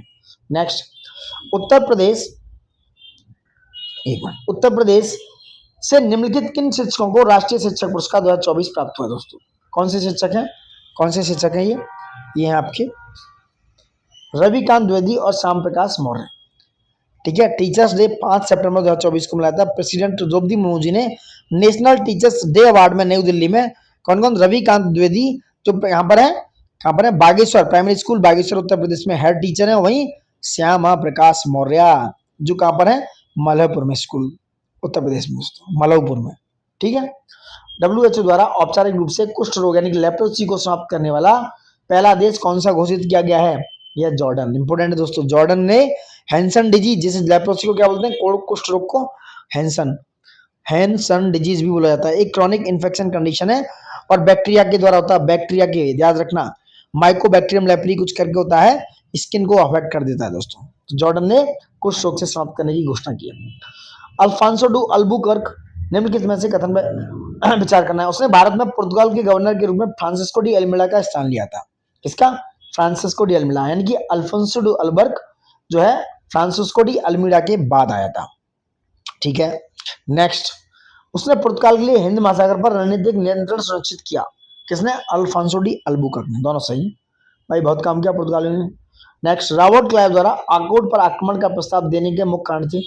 आर्कोट पर आक्रमण पर प्रस्ताव देने का मुख्य कारण था दोस्तों, कर्नाटक की राजधानी की संपत्ति पर कब्जा नहीं, त्रिशूलपल्ली से शत्रु का ध्यान भटकाना, सही, बी इधर हटा। यानी कि जो रॉबर्ट क्लाइव है वो क्या था, इंग्लिश ईस्ट इंडिया कंपनी का एक एजेंट था, फैक्टर था, वो अपनी कैपिटल जो है कर्नाटक की आर्कोट, उससे शत्रु का ध्यान भटकाना चाहता था, यानी कि त्रिशूलपल्ली से शत्रु का ध्यान भटकाना चाहता था। Robert Clive is very important, very clever आदमी। नेक्स्ट, एक्सला सापेल की संधि के साथ समाप्त होने वाला वैश्विक युद्ध, ऑस्ट्रिया का उत्तराधिकार युद्ध। कौन सा है? ऑस्ट्रिया का उत्तराधिकार युद्ध। एला सापेल की संधि हुई 1748 में, डेट याद रखना। पहला कर्नाटक वॉर भी इसी के साथ एंड हुआ, ठीक है। ये रीजनल कॉन्फ्लिक्ट था, ऑस्ट्रियन वॉर ऑफ सक्सेशन का दोस्तों। नेक्स्ट, निम्नलिखित कथनों पर विचार करना। रेगुलेटिंग एक्ट 1773 के लागू होने तक ब्रिटिश ईस्ट इंडिया कंपनी और ब्रिटिश क्राउन के मामलों के बीच कड़ा पृथक्करण था। ये बात हजम होनी चाहिए वैसे। Next, French east India company एक राज्य नियंत्रित संस्था थी और अनुदान एवं सब्सिडी के लिए फ्रांसीसी सरकार पर भारी रूप से निर्भर थी। कौन सा सही है? बी, केवल दो। पहला गलत हो गया, क्योंकि रेगुलेटिंग एक्ट 1773 से पहले जो है कोई स्ट्रिक्ट सेपरेशन नहीं था इन दोनों के बीच में, क्योंकि क्वीन एलिजाबेथ ने वो एक खुद शेयर होल्डर थी, समझ रहे हैं आप? तो पहला गलत हो गया, दूसरा सही है। सूरत की संधि 1775 के अनुसार निम्नलिखित में से क्षेत्रों को सौंपा गया, यानी कि सूरत की संधि 1775 में हुई। इस संधि के अनुसार कौन कौन से क्षेत्र जो अंग्रेजों को सौंपे गए थे दोस्तों, ये बात कर रहे हैं, कौन कौन से क्षेत्र थे? ये था सालसेट और बेसिन। रघुनाथ राव और किसके बीच में हुई? ईस्ट इंडिया कंपनी की। सूरत की संधि रघुनाथ राव और ईस्ट इंडिया कंपनी के बीच में हुई दोस्तों, और इन्होंने सालसेट और बेसिन को अंग्रेजों को सौंप दिया, और 2500 सोल्जर के एक्सचेंज के बदले सूरत ट्रीटी हुई, ठीक है। सालसेट और बेसिन इंग्लिश को दे दिया इन्होंने, अंग्रेजों को दे दिया। उसके बाद 1776 में एक और संधि हुई, पुरंदर की संधि, याद रखना, ठीक है, पुरंदर की संधि। नेक्स्ट, निम्नलिखित में से भारतीय शासकों को सैन्य सहायता के लिए प्रशिक्षित यूरोपीय सैनिक उपलब्ध करने वाला पहला यूरोपीय कौन था? पहला यूरोपीय कौन था? डुप्ले। ये डुप्ले ने शुरू किया था, डुप्लेक्स ने। First European provide hired European troop to Indian rulers to help their fight their internal wars. तो इंटरनल वॉर्स में इन्होंने खुद नाक कान घुसोड़े थे, इसलिए प्रॉब्लम हुई इनको बाद में। इंडियंस की बात कर रहा हूँ। लाहौर की संधि किस युद्ध के समाप्त होने के बाद हस्तांतरित की गई थी दोस्तों? प्रथम आंग्ल सिख युद्ध के बाद लाहौर की संधि को 8 मार्च, ये डेट याद रखना, 1846 को लाहौर की संधि को साइन किया गया था। फर्स्ट एंग्लो सिख वॉर के बाद, पहला सिख वॉर अंग्रेजों के बीच हुआ, सिंह एम्पायर की तरफ से और ब्रिटिश इंडिया कंपनी की तरफ से दोस्तों। ठीक है, क्योंकि ये जो पावर स्ट्रगल शुरू हो गया था महाराजा रणजीत सिंह की मृत्यु के बाद। नेक्स्ट, डलहौजी के कार्यकाल के दौरान निम्नलिखित में से कौन सा राज्य जो है विलय की नीति के तहत अधिकृत नहीं किया गया था? कौन सा था? अवध। अवध जो है लॉर्ड डलहौजी के द्वारा, गवर्नर जनरल था लॉर्ड डलहौजी, 1848 से कब तक? 56 तक डॉक्ट्रिन ऑफ लैप्स ने लागू किया, और जहां मेल उत्तराधिकारी नहीं होता था वो उसको अपने कब्जे में राज्य में विलय मिला देता था। पहला राज्य था नागपुर, क्या नाम है, कौन सा था? Awadh is not annex by the doctrine of lapse, क्योंकि मिस गवर्नमेंट के आधार पर 1856 में अवध को अनेक्स किया गया था। नवाब वाजिद अली शाह उस समय वहां पर शासक करते थे। तो अवध को झांसी, नागपुर, जयपुर को किया गया था डॉक्ट्रिन ऑफ लैप्स के आधार पर। ठीक है, जयपुर कब था? 1848 में, नागपुर 1854 में, जयपुर संबलपुर बगात हो गए दोस्तों, झांसी 53 में था। ब्रिटिश भूमि राजस्व प्रणाली में से किस प्रणाली के अंतर्गत दमन एक कोच क्षेत्र की कृषि उपयोग में लाया गया था? यानी कि कौन सी ऐसी ब्रिटिश भूमि राजस्व प्रणाली में से प्रणाली के अंतर्गत दमन एक कोच क्षेत्र को कृषि उपयोग में लाया गया, जो दमन एक कोच क्षेत्र है दोस्तों? कौन सा? स्थायी बंदोबस्त, परमानेंट सेटलमेंट जो है वो जो है राजमहल हिल्स में पड़ता है झारखंड में। तो झारखंड क्या था? परमानेंट, जो लॉर्ड कॉर्नवालिस का परमानेंट सेटलमेंट था उसके अंदर था, 1793 में लेके आए थे उसको। तो ये कहां पर था? स्थायी बंदोबस्त में।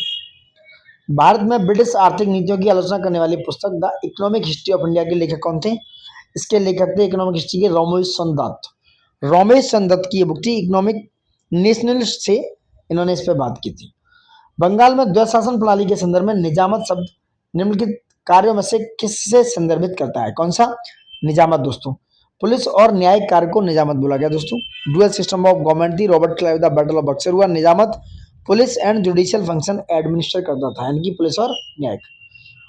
1853 के चार्टर अधिनियम द्वारा भारतीय सिविल सेवकों में से क्या परिवर्तन लाया गया दोस्तों? क्या परिवर्तन लाया गया? ये था प्रतियोगी परीक्षा द्वारा कंपनी के संरक्षण को प्रतिस्थापित किया गया। क्या किया गया? B is the right answer. सूची 1 को सूची 2 से मिलाना है। सन्यासी विद्रोह दोस्तों कहाँ हुआ? ये हुआ बिहार और बंगाल में। मिदनापुर विद्रोह कहाँ हुआ? सिर्फ बंगाल में। कहाँ पर? बंगाल में। मोमोरिया विद्रोह असम में, और बैदनूर विद्रोह कर्नाटक में। आपको अगर आ जाए तो पता नहीं होगा, अब मैं बता दूं। सन्यासी रिवोल्ट हुआ दोस्तों, सन्यासी विद्रोह 1763 से लेके 1800 तक चला, बिहार बंगाल के बीच में। ये एक एसिस्टिक एंड लोकल लीडर्स के बीच में था।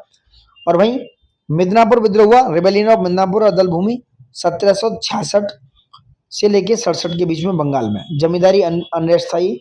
मोमोरिया विद्रोह हुआ 1769 से लेके 99 तक, आसाम और बांग्लादेश में। वही रिवोल्ट ऑफ बदनूर हुआ, कब हुआ? बदनूर, यहाँ लिखता हूँ बदनूर, ये हुआ 1797 से लेके 1800 तक। कहाँ पर? दूंदिया बाग। इसको कौन? दूंदिया बाग कर्नाटक में इसको हेड करा था, दूंदिया बाग कर्नाटका में हुआ। Correct answer is 2431 is the right answer. 2431 सूची 1 और इसको 2 से मिलाना है। क्या है? बहादुर शाह दिल्ली में नामद का सम्राट था। जनरल भक्त खान दिल्ली में सैन्य कमांडर थे। हेनरी लॉरेंस लखनऊ में ब्रिटिश निवासी था, लखनऊ में ब्रिटिश निवासी था, सही है। और नाना साहेब कानपुर में पेशवा घोषित किए गए। आंसर इज 1 2 3 4, मैच कर लेना आप। निम्नलिखित में से कौन सा विकल्प सर जॉन सीली के वर्ष 1857 के विद्रोह के दृष्टिकोण को सबसे उपयुक्त वर्णन करता है? यह स्वार्थी सिपाही विद्रोह जिसमें कोई स्वदेशी नेतृत्व नहीं था, ये सर जॉन सीली ने लिखा है।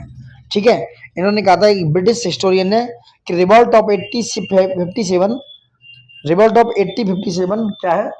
It is a selfish स्पॉय mutiny, nothing is else. ठीक है, ये कुछ खतरनाक लिखे इन लोगों ने। निम्नलिखित में से कौन सा प्रमुख व्यक्तित्व वर्ष 1885 में भारतीय राष्ट्रीय कांग्रेस के प्रथम अधिवेशन में भाग लेने वाले प्रतिनिधियों के पहले बैच में शामिल नहीं था? कौन नहीं था दोस्तों? ये थे सुरेंद्रनाथ बनर्जी। ठीक है, फर्स्ट सेशन हुआ आईएनसी का 28 से 31 दिसंबर 1850 में गोपाल दास तेजपाल संस्कृत कॉलेज बॉम्बे में। ठीक है। तो इसमें प्रिसाइड किया वुमेन किसने, उमेश चंद्र बनर्जी ने प्रिसाइड किया, इसके अध्यक्ष थे। और इसमें जो प्रेसिडेंट थे, जो की figure represent include the Alan ecto human, इन्होंने बनाया था। के डी तेलंग और जी सुब्रमण्यम अय्यर दोनों थे, और ए ओ ह्यूम थे। सुरेंद्र नाथ बनर्जी नहीं थे, because Indian association did not attend the 1885 session, क्योंकि सुरेंद्र नाथ बनर्जी की अपनी संस्था थी इंडियन एसोसिएशन, उसने इसमें पार्टिसिपेट नहीं किया। 1857 के विद्रोह का प्रभाव नहीं था। क्या प्रभाव नहीं था? भारत में प्रत्यक्ष ब्रिटिश शासन की शुरुआत हुई, फूट डालो राज करो नीति का अंत हुआ, भारतीय राष्ट्र कांग्रेस का गठन हुआ, जातिगत भेदभाव का गहरा होना, जातिगत भेदभाव का गहरा होना नहीं, ये तो था। भारतीय राष्ट्र कांग्रेस का गठन नहीं हुआ, इसका एक कारणों में से एक नहीं था, क्योंकि भारतीय राष्ट्र कांग्रेस 1885 में हुई है, तो ये डायरेक्ट इफेक्ट नहीं था, 1885 में हुई, इनडायरेक्ट कह सकते हो। निम्नलिखित में से कौन सा एक वर्नाकुलर स्पेस एक्ट 1878 का एक प्रावधान विशेषता है? यह है, जिला मजिस्ट्रेट प्रकाशकों की जमानत राशि जब्त कर सकता था, डीएम साहब जो होते हैं आज के। तो वर्नाकुलर प्रेस एक्ट क्या है? एक सेडिशियस राइटिंग एक्ट था दोस्तों, ओरिएंटल लैंग्वेज, यानी कि आप लिख रहे हो वर्नाकुलर लैंग्वेज में, तो ये गैगिंग एक्ट था दोस्तों।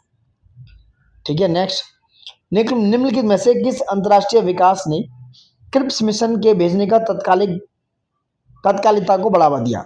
यानी कौन, इसमें से किसने अंतर्राष्ट्रीय विकास के लिए क्रिप्स मिशन को भेजने का तात्कालिकता का बढ़ावा दिया? इनमें से क्या था?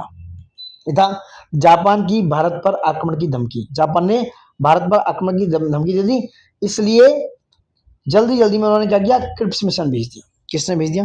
क्रिप्स मिशन आया कब?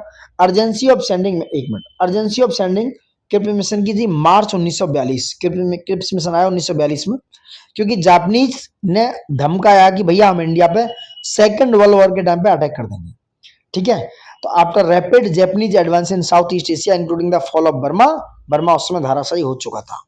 ठीक है, जो एलाइड पावर्स थे वो थे USA, USSR, China, Britain, to gain Indian goodwill, ये चाहते थे कि इंडिया का कुछ भला हो। नई तालीम के संबंध में निम्नलिखित कदमों पर विचार कीजिए। क्या है? नई तालीम की शुरुआत अक्टूबर 1937 में बरदा में जाकिर हुसैन समिति द्वारा की गई।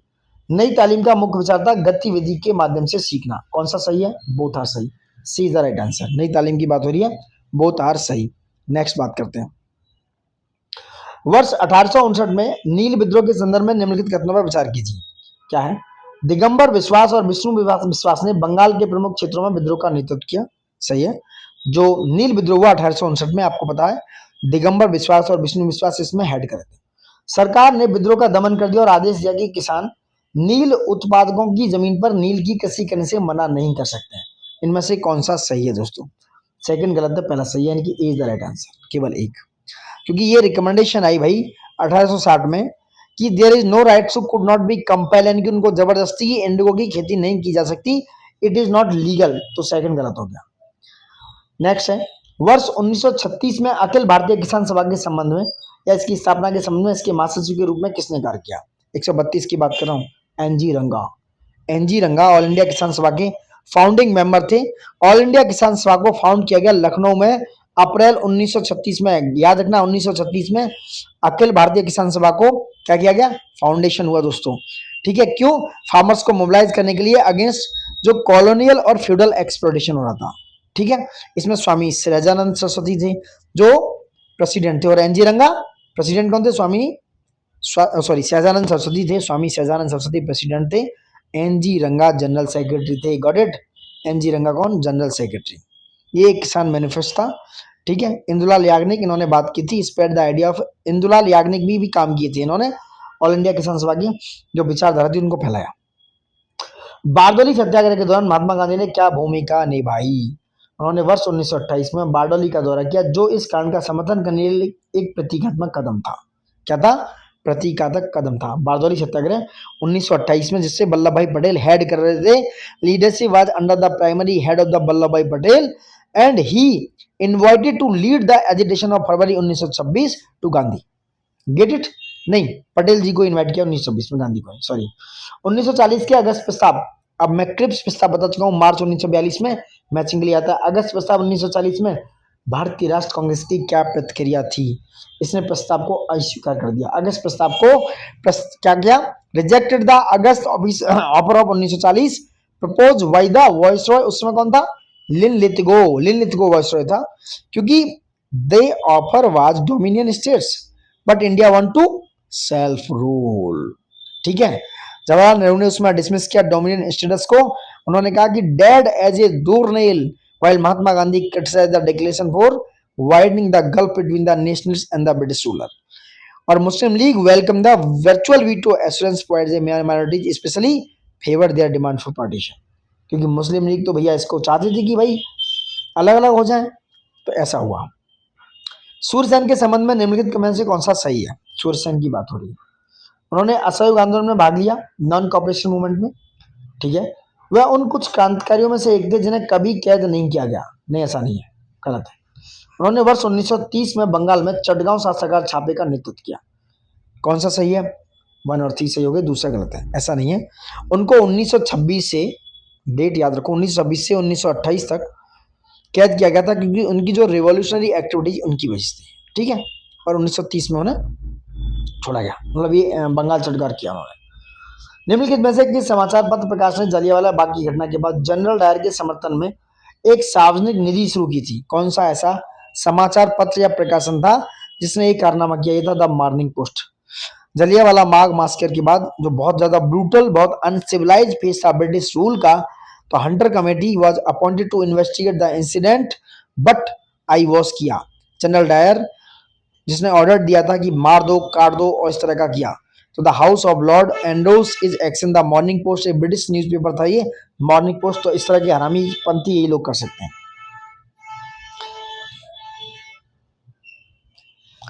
ए British newspaper the morning post एक सेम फुल स्टेप लिया, initiative public fund to support him. किसको? जनरल डायर को। नेक्स्ट 137 अम्बेडकर साहब के ऐतिहासिक योगदान के संबंध में। उन्होंने वर्ष 1936 में दलित वर्ग और औद्योगिक श्रमिकों के हितों को प्रतिनिधित्व करने के लिए स्वतंत्र लेबर पार्टी की स्थापना की 1936 में। नेक्स्ट 1927 में डॉक्टर अम्बेडकर ने दलित वर्गों के अधिकारों और समस्याओं के संबंध में जागरूकता बढ़ाने के लिए समाचार पत्र बहिष्कृत भारत का शुभारंभ किया। कौन सा सही है? सी इज द राइट आंसर, सी सही है, क्योंकि 15 अगस्त के दिन 1936 को, जो कल निकल गया उसी के दिन 1936 को उन्होंने क्या किया? Labour party, independent labour party की स्थापना की। तो दोनों सही हो गए। नेक्स्ट बात करने वाले हैं 138 निम्नलिखित में से कौन वर्ष 1943 के बंगाल अकाल में सबसे बुरी तरह प्रभावित क्षेत्रों में से एक था? 138 की बात हो रही है। देखो, ये थे बंगाल फेमन आया था, यानी बंगाल का जो अकाल था 1943 में। कोंटाई, तामलुक और Dhaka. B is the right answer, Contai. ठीक है, ढाका, फरीदपुरा, तिपारा, तामलुक, कोंटाई, डायमंड हार्बर, ये सब क्या थे? बहुत ज्यादा प्रभावित क्षेत्र थे दोस्तों। नेक्स्ट बात करते हैं वर्ष 1857 के विद्रोह, उनके समर्थक, नेता और समर्थक। नाना साहब को समर्थन करने वाले थे अजीमुल्ला, जो उनके राजनीतिक प्रचार में विशेषज्ञ थे। लक्ष्मीबाई को समर्थक करने वाले थे अफगान सैनिक। कौन से थे? अफगान सैनिक। बहादुर शाह जफर ब्रिटिश से प्रशिक्षित लिए हुए भारतीय अधिकारी थे। नहीं, ऐसा नहीं है। क्या है? यानी आंसर एक सही है, ए और 2। 1857 की रिवॉल्ट के दौरान हिंदू मुस्लिम यूनिटी देखने को मिली। नाना साहब को अजीमुल्ला एक Muslim and expert politician propaganda करने वाले थे, वो उनको सपोर्ट कर रहे थे। रानी लक्ष्मीबाई को दोस्तों पीछे से अफगान सोल्जर्स उनको सपोर्ट कर रहे थे। समझ रहे हैं कि बहादुर शाह जफर को नहीं कर रहे थे, ये गलत हो गया। तो 1 और 2 सही है। नेक्स्ट क्या है? नेक्स्ट है आपका वर्ष 1930 के धर्सना नामक सत्याग्रह के संदर्भ में कथनों पर विचार करना है। इसका नेतृत्व महात्मा गांधी द्वारा किया जाना था, लेकिन सरोजिनी नायडू ने इसका नेतृत्व किया क्योंकि गांधी जी को स्वास्थ्य चुनौतियों का सामना करना पड़ा। ठीक है, यह सबने अवज्ञा आंदोलन के तहत नमक सत्याग्रह की श्रृंखला में अंतिम था। कौन सा सही है? Neither A neither two, nor A nor two. कौन सा सही है? दोनों गलत है। धर्सना सॉल्ट सत्याग्रह दोस्तों 1930 का इवेंट है। नॉन वायलेंट प्रोटेस्ट की बात हुई। ठीक है, तो यहाँ पर सिविल डिसओबीडियंट मूवमेंट एसडीएम चलाया गया। Got it? लॉन्च किया गया किसके द्वारा? आईएनसी के द्वारा, इंडियन नेशनल कांग्रेस के द्वारा, under the leadership of Mahatma Gandhi. But Mahatma Gandhi को क्या किया? अरेस्ट कर लिया 4 मई, बीमार नहीं थे वो, 4 मई 1930 को अरेस्ट कर लिया, इसलिए सरोजिनी नायडू ने उसको हेड किया। ठीक है, it was not the last series of the satyagraha, ले सीरीज का लास्ट नहीं था, क्योंकि इसके बाद और भी सत्याग्रह हुए। ठीक है, इसलिए कहाँ पर सत्याग्रह हुए? बॉम्बे में है हुआ, ठीक है, सन्निकट्टा में हुआ, कर्नाटका में, उड़ीसा, आंध्रा में, सब जगह हुआ। तो ये गलत हो गया। नेहरू रिपोर्ट 1928 में भारतीय संवैधानिक विकास के संदर्भ में बात करनी है। क्या है 41 का? क्या है? नेहरू रिपोर्ट 1928 के भारतीय संवैधानिक विकास के इतिहास में यह एक संवैधानिक योजना तैयार करने का पहला भारतीय प्रयास था। नेहरू रिपोर्ट क्या था? पहला प्रयास था टू कॉन्स्टिट्यूट अ रिफॉर्मर और ए सेल्फ गवर्नेंस। ठीक है, रिपोर्ट ने रिकमेंड किया कि भैया हमें डोमिनियन स्टेटस दे दो, बिल ऑफ राइट्स दे दो, उसमें 19 फंडामेंटल राइट्स रखे गए थे। जॉइंट इलेक्टोरेट था उनको माइनॉरिटी के रिजर्वेशन के साथ साथ, लिंग्विस्टिक प्रोविंसेस दिए गए, रिस्पॉन्सिबल गवर्नमेंट की बात की, बट मुस्लिम लीग इसका अपोजिशन की और रिजेक्ट कर दी। नेक्स्ट, 1920 के दशक में वामपंथी राष्ट्रवादियों की निम्नलिखित में से कौन सी प्रमुख मांगे या विचार थी? कौन सा था? पूर्ण स्वतंत्रता। 1920 के दशक में वामपंथी जो थे, कौन थे? जो लेफ्ट विंग नेशनलिस्ट थे, वो पूर्ण स्वतंत्रता या पूर्ण स्वराज की बात कर रहे थे। औपनिवेशिक विरोध और सामाजिक न्याय का समन्वय, स्वराजवादियों और अपरिवर्तनवादियों दोनों की आलोचना की दोस्तों। तो D is the right answer. कौन सा सही है? तीनों ही सही है। 1920 में वो ऐसा कर रहे थे।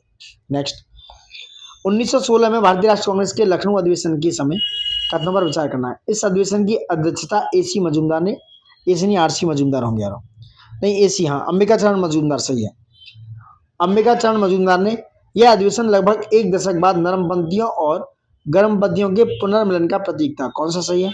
क्योंकि 1907 में एक स्प्लिट हुआ था, सूरत स्प्लिट, उसमें नरमपंथी और गर्मपंथी अलग हो गए थे। उसके बाद अभी 1916 में लखनऊ अधिवेशन में मिल रहे थे, जिसमें एसी मजूमदार इसको हेड कर रहे थे। दोनों सही है, दोनों ही सही है। सी इज द राइट आंसर। ठीक है, एनी बेसेंट और बाल गंगाधर के प्रयासों से दोनों मिले। नेक्स्ट, निम्नलिखित क्रांतिकारियों या षड्यंत्र से संबंधित घटनाओं को उनके कालक्रम में, क्रोनोलॉजी में लगाना है। अलीपुर षड्यंत्र केस की बात करें, अलीपुर षड्यंत्र केस की बात करें दोस्तों, कब हुआ? अलीपुर षड्यंत्र केस हुआ 1908 में। डेट याद रखना, लिख लो मैं जो बता रहा हूँ। अलीपुर का जो कॉन्स्पिरेसी केस था, ठीक है, मानिक कोटला बम कॉन्स्पिरेसी था, वो 1908 में हुआ। इसमें अरविंद घोष और उनके भाई थे बरिंद्र कुमार घोष, दोनों इन्वॉल्व थे। ठीक है, तो 1908 में। मेरठ षड्यंत्र केस 1929 में। ठीक है, मेरठ षड्यंत्र केस कहाँ? 1929 में। इसमें 31 जो श्रमिक लीडर थे, जैसे बैन बार्डले, शौकत उस्मानी, इन्होंने कोशिश की थी। चापेकर बंधुओं ने कमिश्नर रैंड की हत्या की 1897 में। डेट याद रखनी है। उसके बाद कानपुर की जो बोल्शेविक षड्यंत्र केस था कानपुर का, वो था 1924 में। ये डेट्स आ सकती हैं, नहीं आएंगी 1924 में, जिसमें अर्ली जो कम्युनिस्ट थे लाइक ऐसे डांगे और मुजफ्फर अहमद, इनको अरेस्ट कर लिया गया था। ठीक है, अब देखो कौन सा है।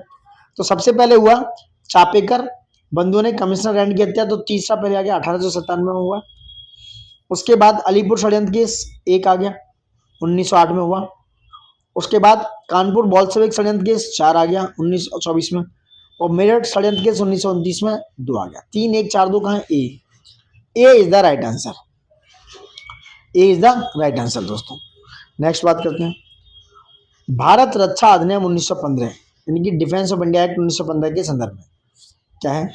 यह अधिनियम केवल प्रत्यक्ष ब्रिटिश शासन के तहत प्रांतों पर लागू था और ब्रिटिश बलूचिस्तान और सौंथल परगना जैसे सीमावर्ती क्षेत्रों को बाहर रखा गया था।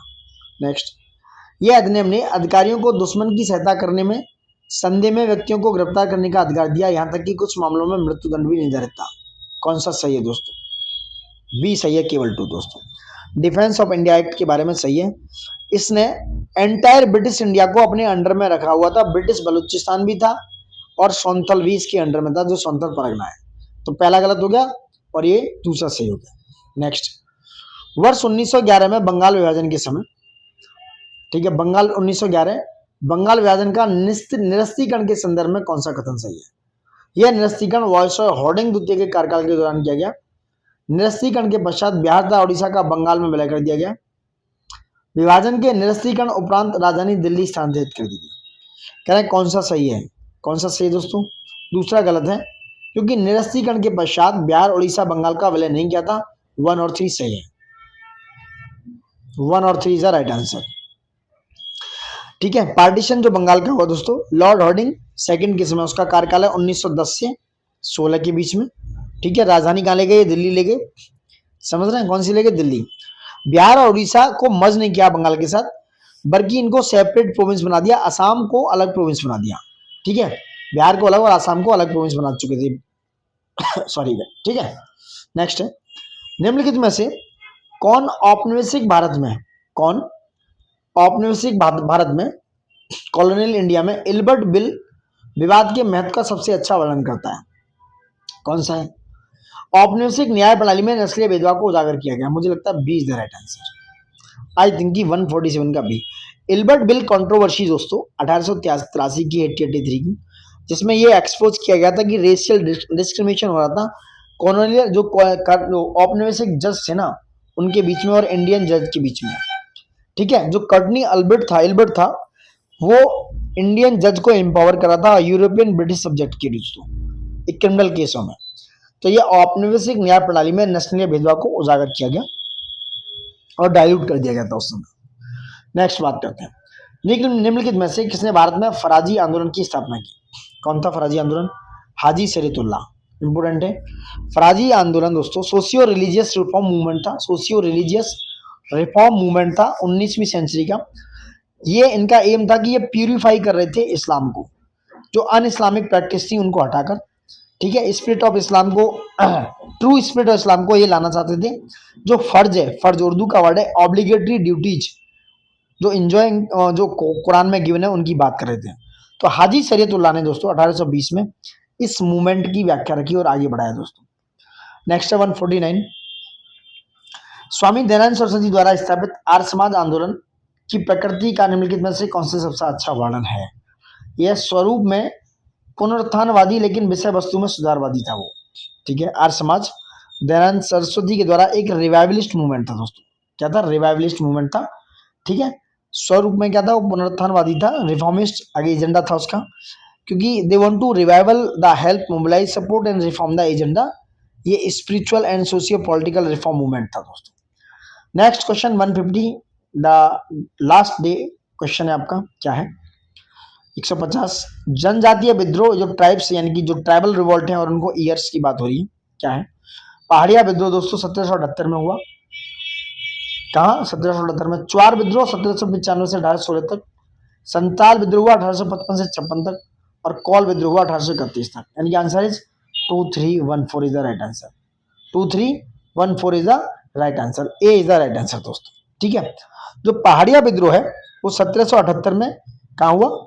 ये हुआ राजमहल हिल्स पे झारखंड में। पहाड़िया जो रिबेलियन थे वो ट्राइबल अपराइजिंग कर रहे थे ब्रिटिश के एक्सप्लॉयटेशन, उनकी जो शोषणवादी पॉलिसी थी और जो राजमहल हिल्स का लैंड को जो है एक्वायर कर रहे थे, इसलिए चुआर अपराइजिंग हुई मिदनापुर डिस्ट्रिक्ट में, बंगाल में हुई, क्योंकि ये ब्रिटिश रेवेन्यू पॉलिसी के अगेंस्ट था। ये चुआर विद्रोह याद रखना कब हुआ? 1766 से। ये चुआर विद्रोह की जो है दो है, 1766 से 72 और 95 से 1816। ठीक है, दूसरा था संताल रिबेलियन जो 1855 से 56 तक हुआ है। इसमें सिद्धू कानू जो है ये कहां पर हुआ? सिद्धू कानू इसको हेड कर रहे थे राजमहल हिल्स झारखंड के आसपास। जो कौल विद्रोह हुआ, कौल म्यूटनी 1831 में, रांची, याद रखना, कौल विद्रोह रांची, सिंहभूमि, ठीक है, हजारीबाग यहाँ पर हुई। और इसको कौल विद्रोह को बुद्धो भगत हेड कर रहे थे दोस्तों। ठीक है, 1831 में ये शुरू हुआ था, ब्रोकआउट हुआ था 1831 में। ये सारी डिटेल्स थी दोस्तों इस टेस्ट सीरीज को लेकर। दृष्टि की बेहतरीन हिस्ट्री और करंट के क्वेश्चन थे। मुझे लगता है इससे बेहतर टेस्ट सीरीज नहीं हो सकती। आप इन सबको लगाने के बाद अपने, सबसे बड़ी बात, कमेंट में अपनी रियलिटी से, अपनी अंतरात्मा से, अपनी इनर कॉन्शियसनेस से ये पता करिए कि आपके कितने क्वेश्चन सही हैं। कमेंट में भी लिखना नहीं चाहते हो, आपकी मर्जी, चाहो तो लिख सकते हो। लिखोगे तो आपका कॉन्फिडेंस और बूस्टअप होगा कि मुझे अगली बार कुछ बेहतर करना है। ठीक है, तो 150 क्वेश्चन ये बेहतर क्वेश्चन है जो आपके एग्जाम्स के लिए बहुत ही जरूरी है और आपने बखूबी अच्छे से किए हैं दोस्तों। ठीक है, आई होप अगर आपने किए हैं तो कमेंट बॉक्स में आप अच्छा बुरा जो भी फीडबैक देना चाहते हैं आप दे सकते हैं। ठीक है, उसके बाद आप वीडियो को देखने के बाद आप बता सकते हैं कि हमने कैसे वीडियो को बनाने की कोशिश की है और अपना स्कोर भी चाहो तो लिख सकते हैं, मैंने जैसे बताया। देखने के लिए धन्यवाद। Thank you for watching it. जय हिंद दोस्तों।